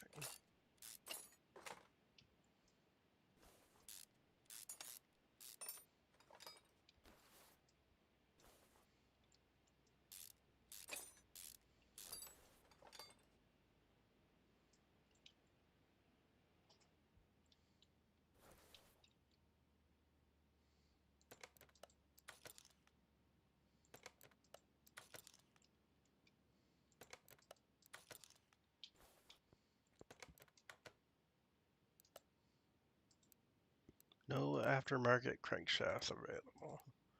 We can get 6 of these, so. And we'll tune on those pistons, make them a little bit higher. Spark plugs we should already have, but let's just get about 50 more of those just in case.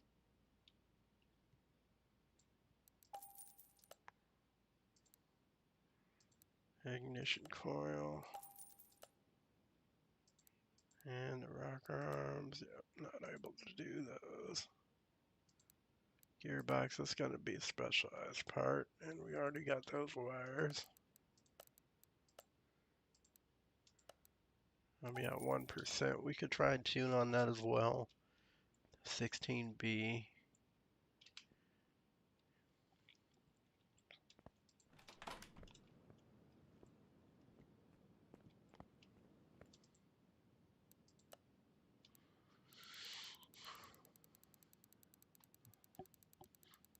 So we'll try and tune up the gearbox first. Right after I tune up one of these filters, it looks like it gives us that ability, so we might as well. And then we'll move over to the pistons.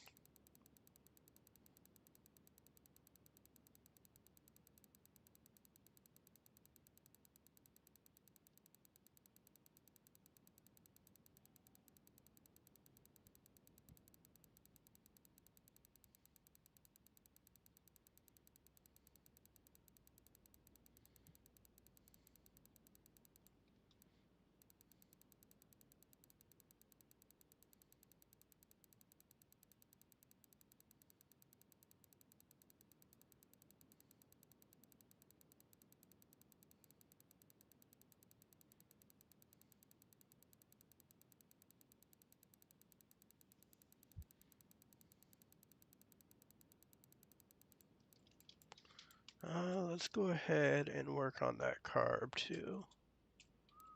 I believe it to be this one, 16B.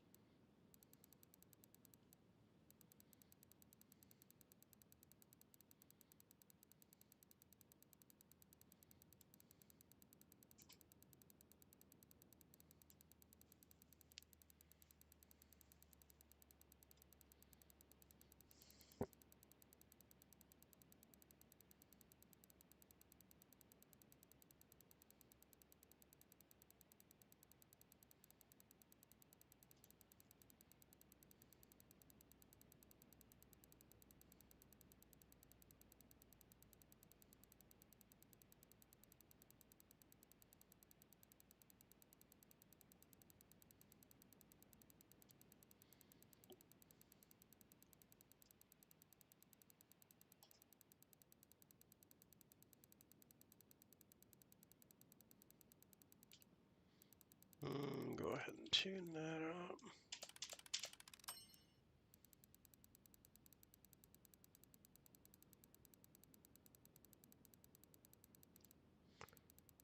And we're going to get an aftermarket fuel pump anyway. Wouldn't do any good to tune up a generic one.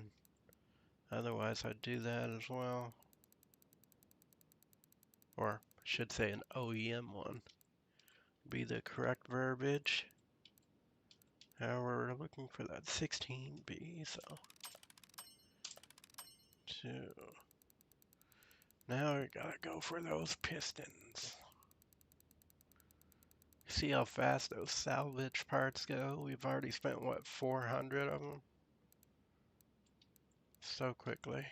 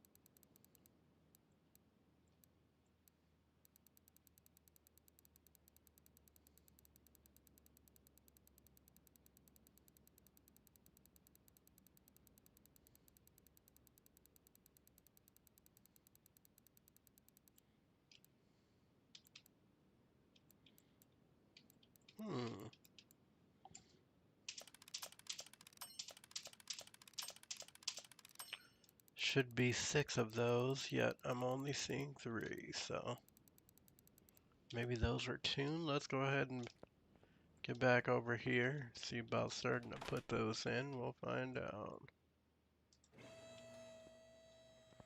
As we haven't even taken these out yet.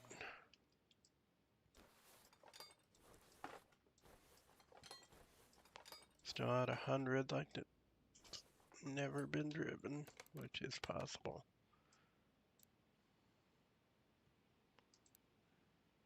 Well, we got those 2 there. Not sure why they're not showing up. Probably a hacker or a bug, as usual.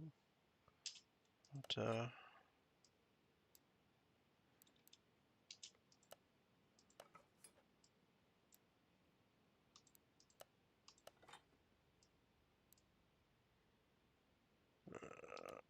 I'm gonna go ahead and see what's going on with those. That does not sit right with me. Putting another 3 in there that aren't even tuned.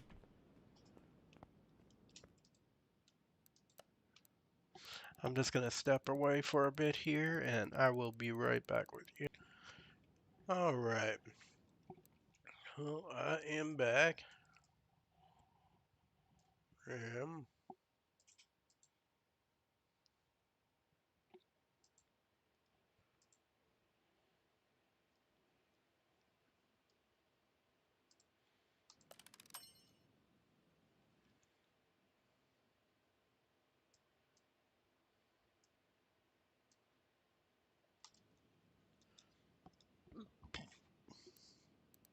Let's go ahead and see about this piston here.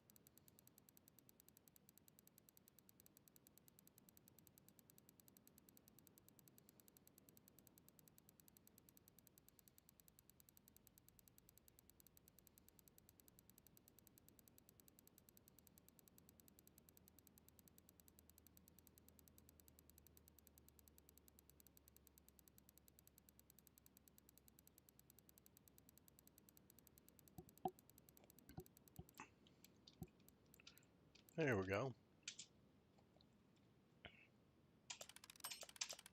1, 2, and 3. Showing up separated, so that's a little weird. Don't know why it's showing up that way. But got the rest of them here.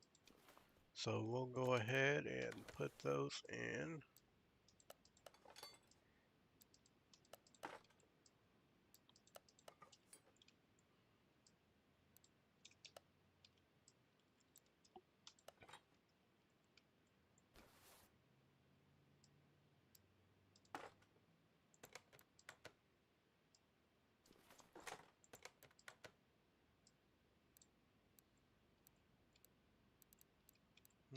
I'll go with this one. That's the one I would have tuned.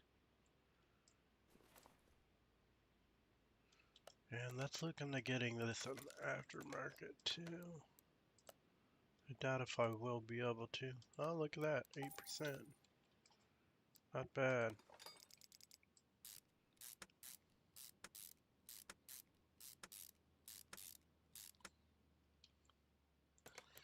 And might as well replace this as well.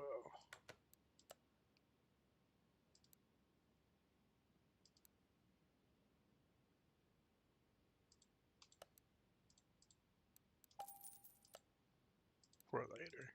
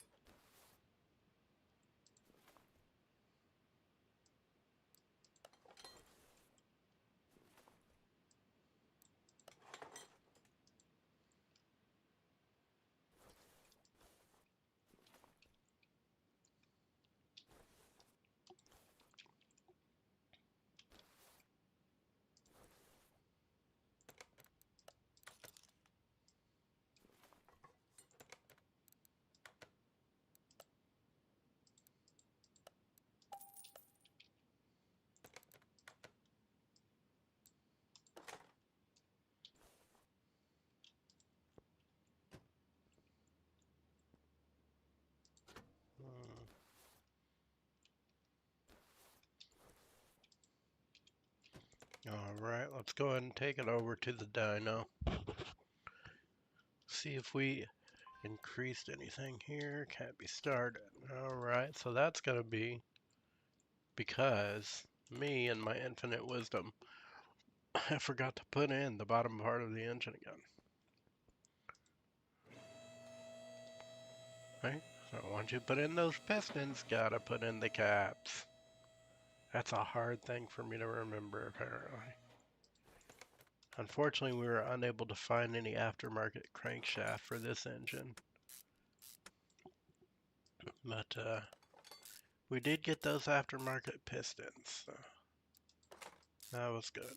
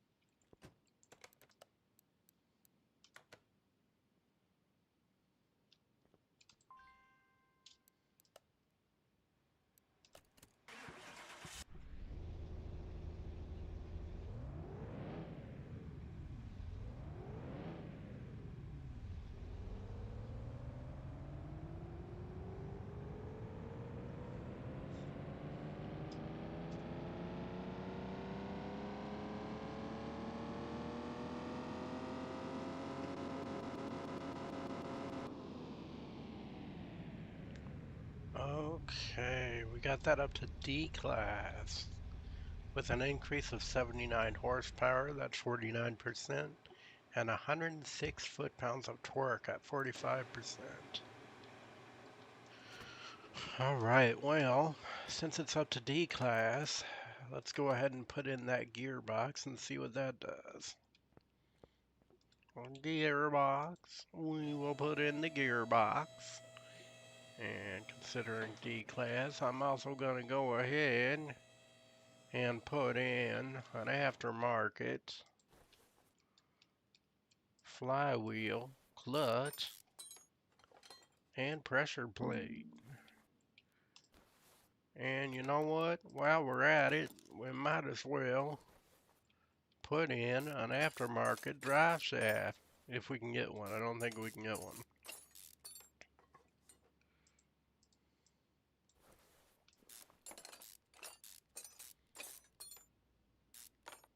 You understand?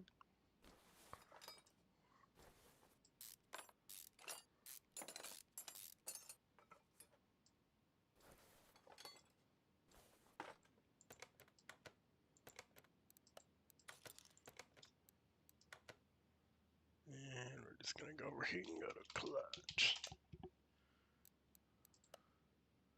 Clutch and pressure plate.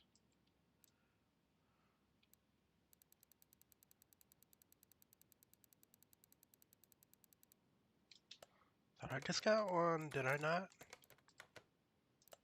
Am I tripping? Don't have a drive shaft. Already got that fuel pump, just haven't put it in yet. We'll go ahead and put that on in there too, you know. I don't think we're going to be able to get this up to C tonight. But we will see tonight if we are.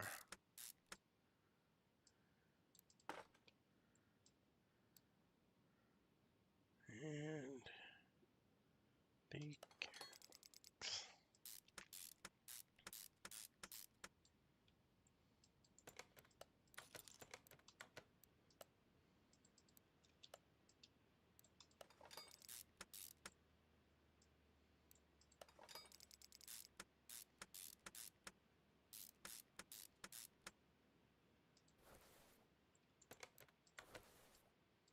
No, it looks like I did put that in. All right. Got that gearbox. Let's go ahead and see what a 1% increase on the gearbox and a few, well, 1 or 2 percentage point increase on the clutch assembly does for it.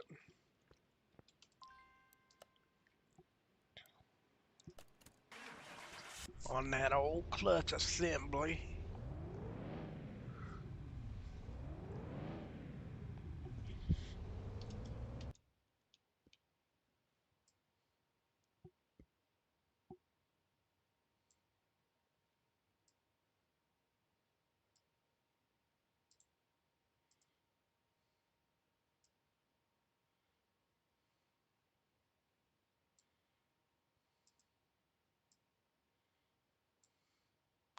That's my bad there.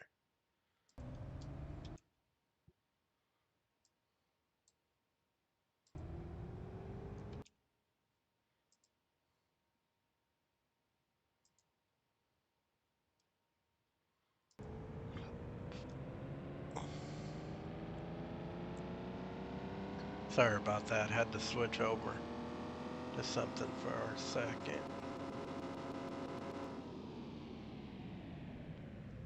So that is 86%.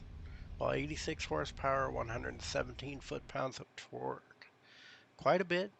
Still in D class. In order to get to C class, we'd have to be in the 200 range, which even if we pulled out, all the engine parts we don't have as performance, replaced them with performance parts, and even tuned them all up, I do not believe we would get this to C. So I don't believe it was the Bolt Atlanta I was racing in that drag strip, I guess is what I'm getting at here. And if it was, probably had different tires on it. Even though these are sports tire. Oh no, those are vintage Walsey. So yeah, probably had different tires on it. I don't know what it was, but in either case, we can go ahead, move it back over to the dyno, and do a little something with the gearbox. Since we won't need more than 100 horsepower, we could go ahead and make this gear a little bit longer. And we go on this. Just make the gears a little tighter is what we're trying to do here to make it fly on that track.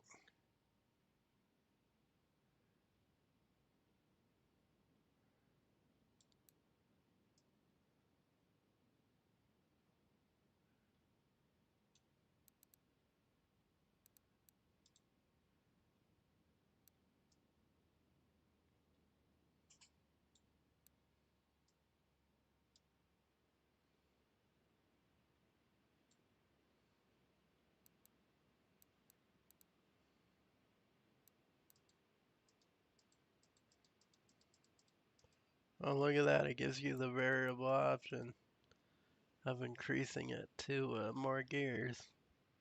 Honestly, 4 gears might be best in it if we're going to take this seriously. Let's move it. We'll move this down to 50. And we'll move this to 30.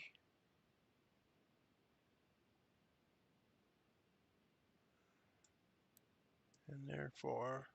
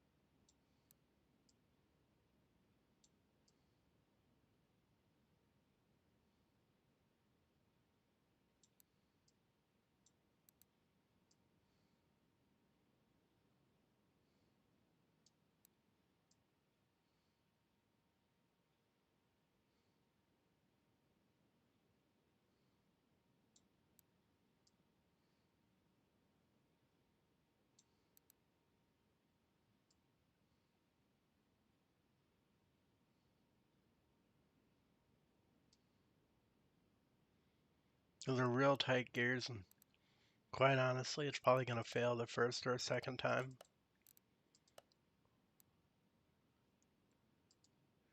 And due to the year of this vehicle, we can't do an ECU, but we could definitely tune on the old carburetor. 002. I think that's going to be about the best one.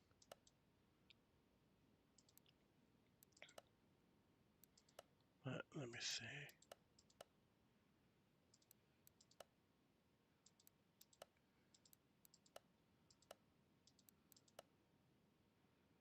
Oh, there we go. That one's not bad.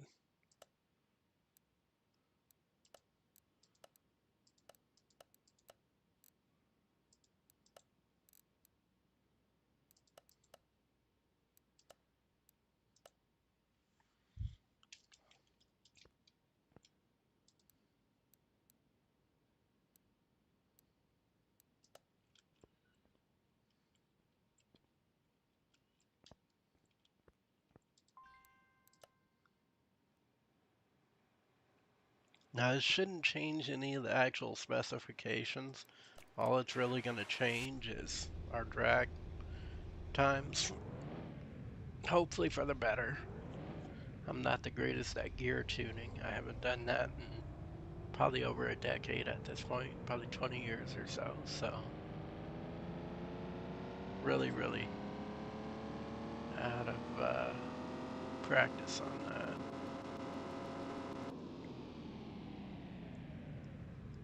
6124, that's still it's the same as it should.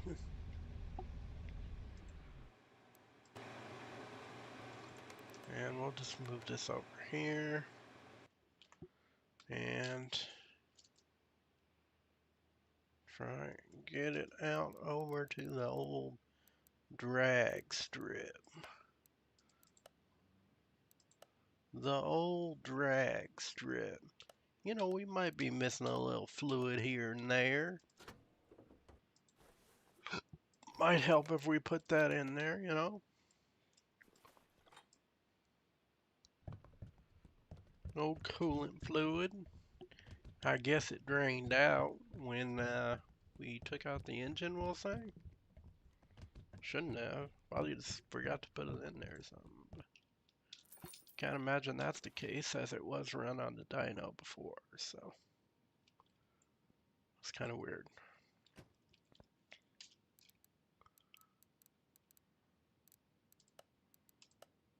Drag strip. Let's go ahead and race her down on that them there drag strip.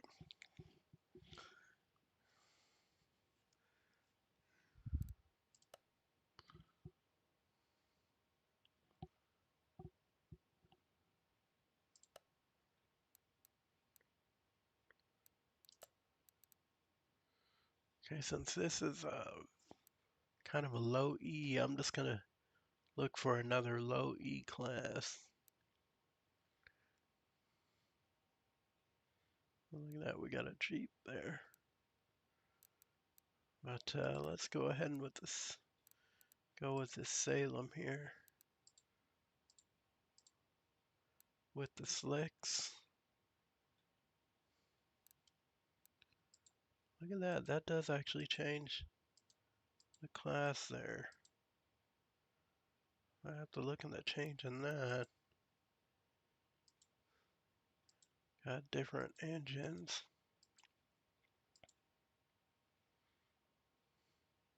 Go with the 6B.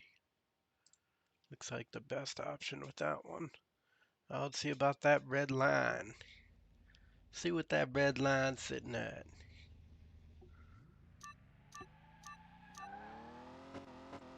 50.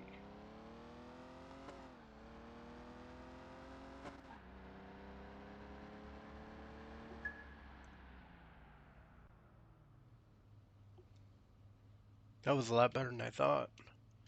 I would have to give that to the gear tuning, as I do not believe without the correct tuning we would have been able to perform that well against a vehicle rated about 50 points higher. That was a 9.7 on the 8th. Not bad.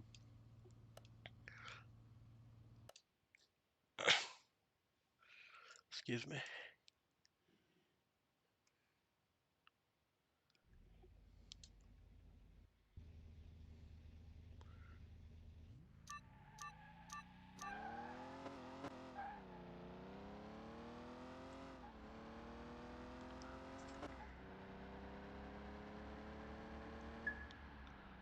Oof.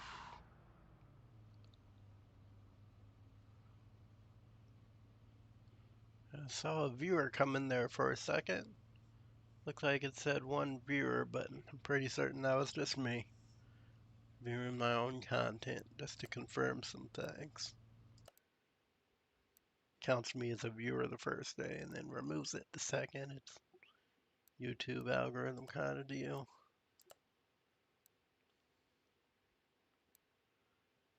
Well, that's kind of cool. I think that gear ratio really did work out for the better.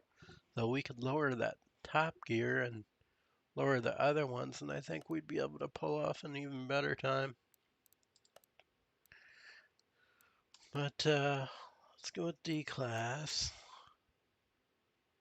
We can do this one in the quick pick. Yeah, let's go with this one. Got a little rat rod there in the D class. That's cool. Well, I beat a vehicle with a higher rating than that. It's got 1 carb overhead valve, 0% tuning. See what we could do. I'll put the pedal down.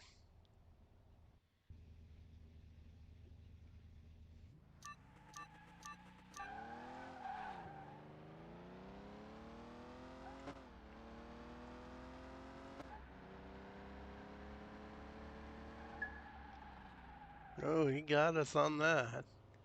Pulled out in the 4th. That was surprising. I thought I had him. I actually think if I expanded the 3rd gear, might be better. We can just cut it down to 3 gears in the engine. Cut it down to 3 gears. Expand those ratios. Could have probably took him on that one. But that was a 9.8. I think that's higher than the last race.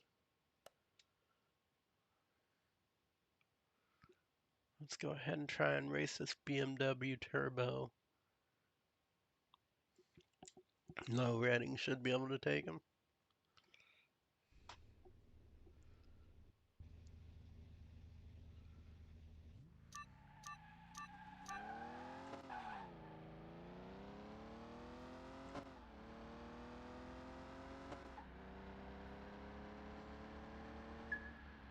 Yeah.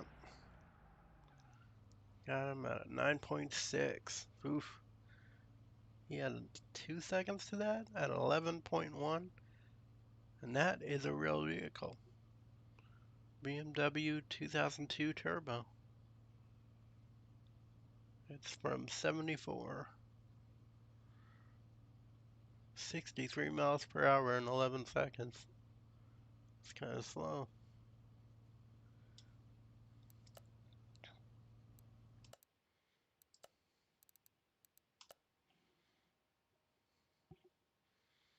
Alright, let's go ahead. Finish this out with a nice little tournament here. Yeah.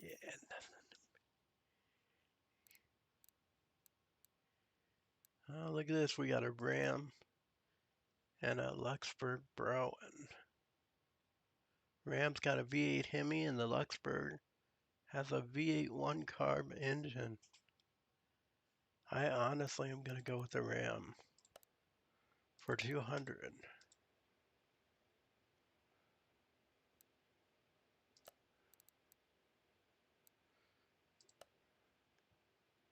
Salem Earthquake versus Salem Oro. You got a Super Duty in here. That 4350 Super Duty. That's funny. V8 Ford Boss engine versus 16 dual overhead can. Ugh. I'm gonna have to go with the low bet here. 100. Let's see what happens. Hey, we won that first bet. Truck pulled off on him.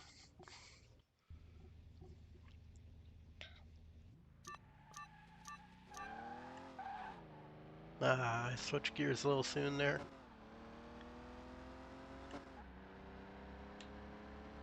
Ah, he pulled off on me.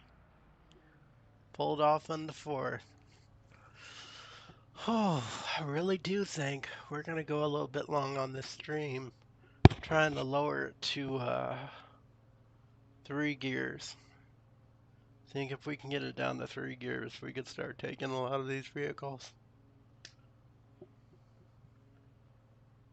But that was the 2003 Ripson Z530.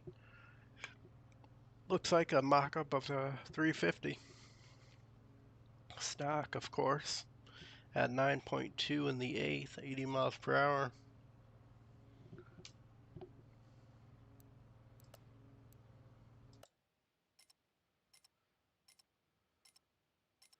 Ah, the 350 didn't end up winning it. Lost his Sakar GT20. But the Ram 1500 did. Of course, that had a Boss engine in it, so it was always going to win. Alright, let's see who wins next.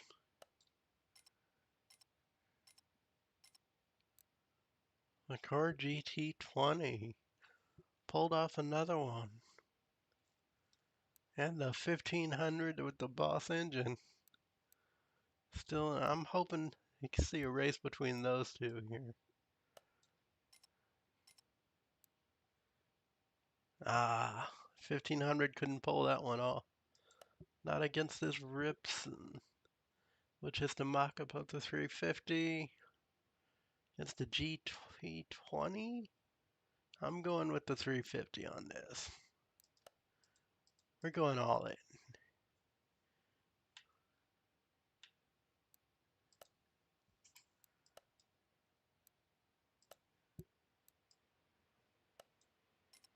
Ah, lost it. That's too bad. Well, let's go ahead and look into that 3-gear situation.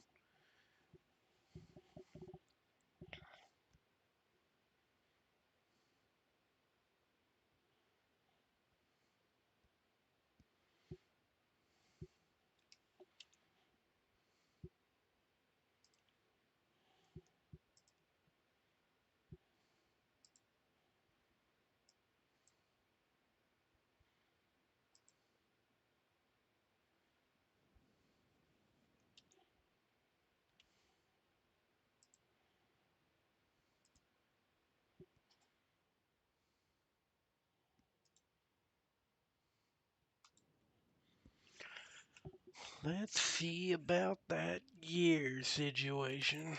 We'll go ahead and take it over to the dyno. The die to the O. And lower to 3 gears. Now let's see, we got 20. Let's do it at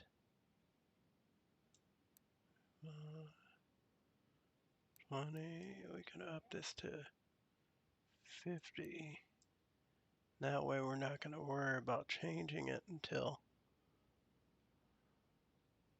later on at around 80.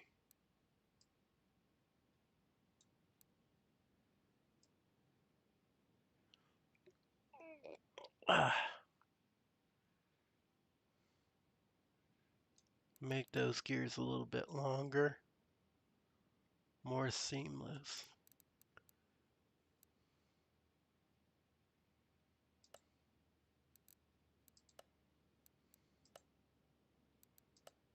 There we go.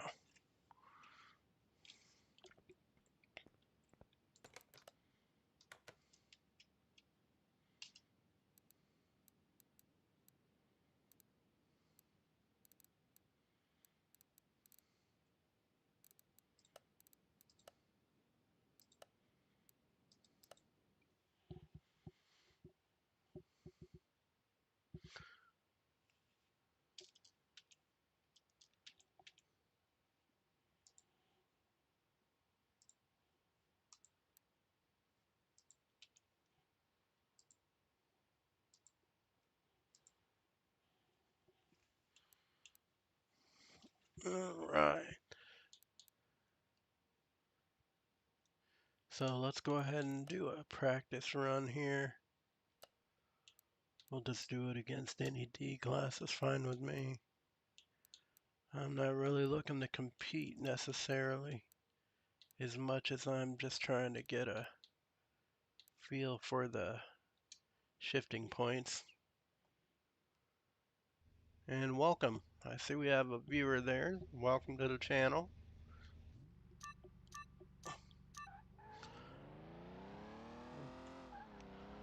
Alright, now I'm just trying to get down my shifting points. I just may have seen me upgrading the gear ratios there, trying to get it more even across the board.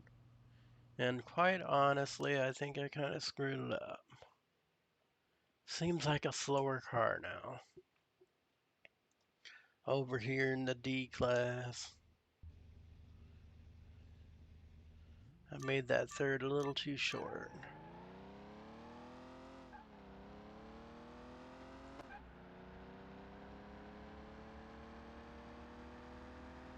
Yeah, it was faster with 4 gears in it, I'll tell you that.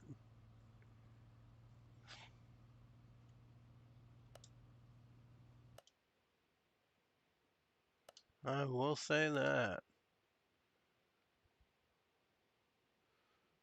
I'm gonna go back to the garage here and see about putting that 4th gear back into it.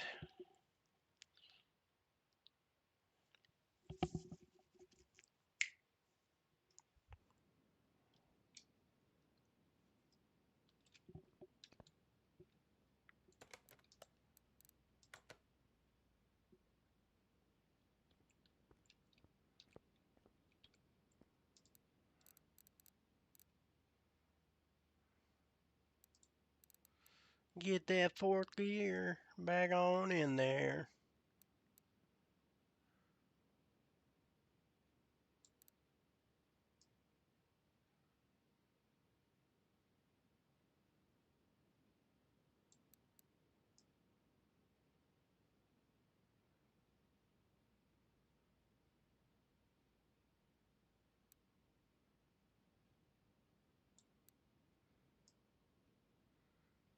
We're gonna bring this up to 80. And that just at 50 there. Maybe 55.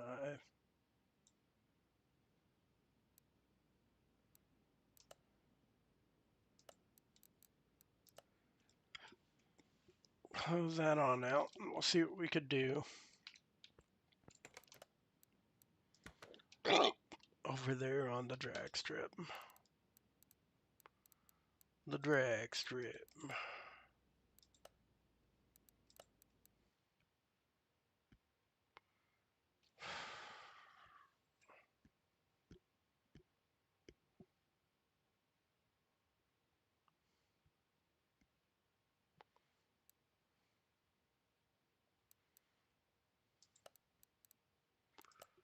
Let me go ahead and practice this with a random D.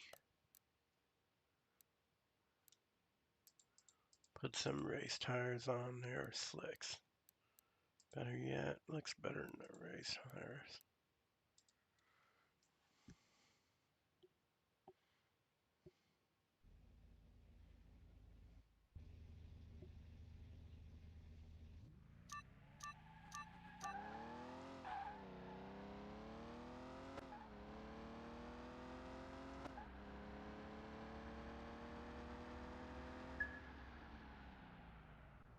Oh, that's fast. That's a 6 point, oh no, 9.5 in the corner. Where's that 9.7? It feels a lot better. I will say. It does feel a lot better. So, let's just check that into a little tourney. A tourney to the mint. 350 with the Boss engine. Where's the Magnum? I'm going to bet on 350 for 200 again.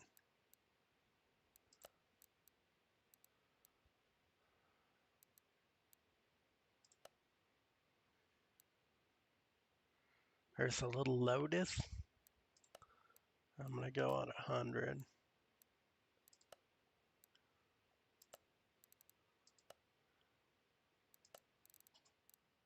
All right, let's go ahead and start that on.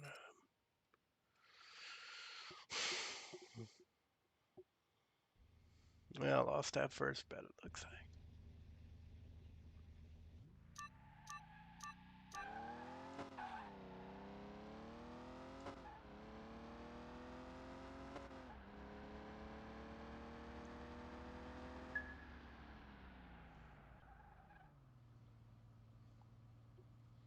Yeah, won that race.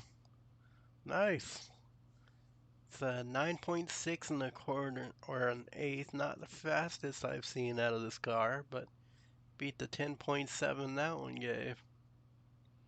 That one had a little bit of a higher rating, too.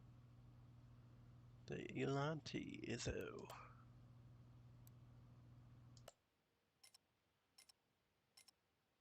Oof, I've lost both bets on that. Looks like the Lotus moved forward to face the Dodge Charger. Lotus is definitely going to lose that one, I would say. We'll up that bet. Oh, I'm going to go with the Del Rey on that.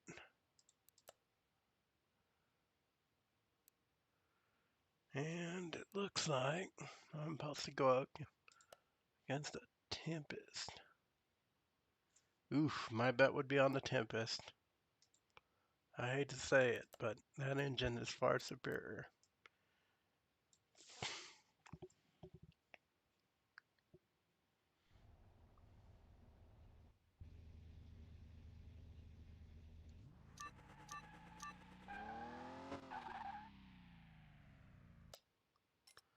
Oh, no way.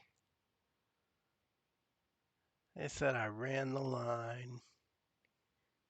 On the bright side, I did win both bets.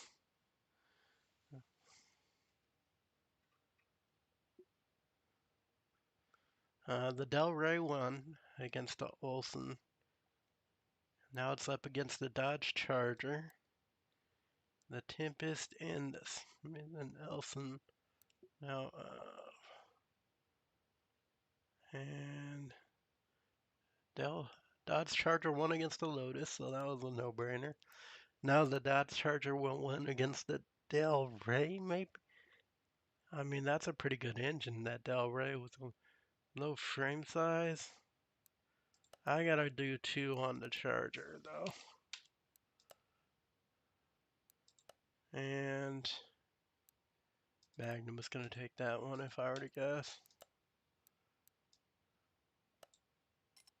Yep, Magnum got it, Charger lost it. Wow.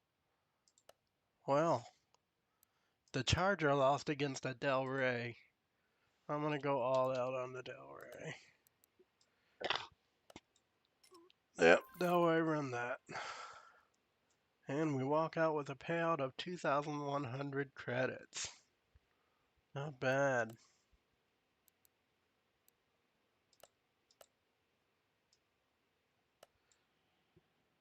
All right, well, that was fun. I hope you all enjoyed it as much as I did.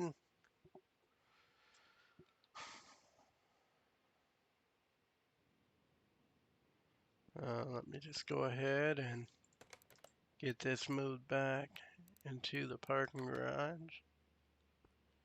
And that will conclude, or I was saying, that will conclude this stream.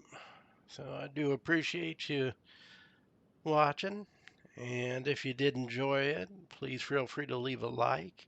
If you'd like to see more of this content, please feel free to subscribe.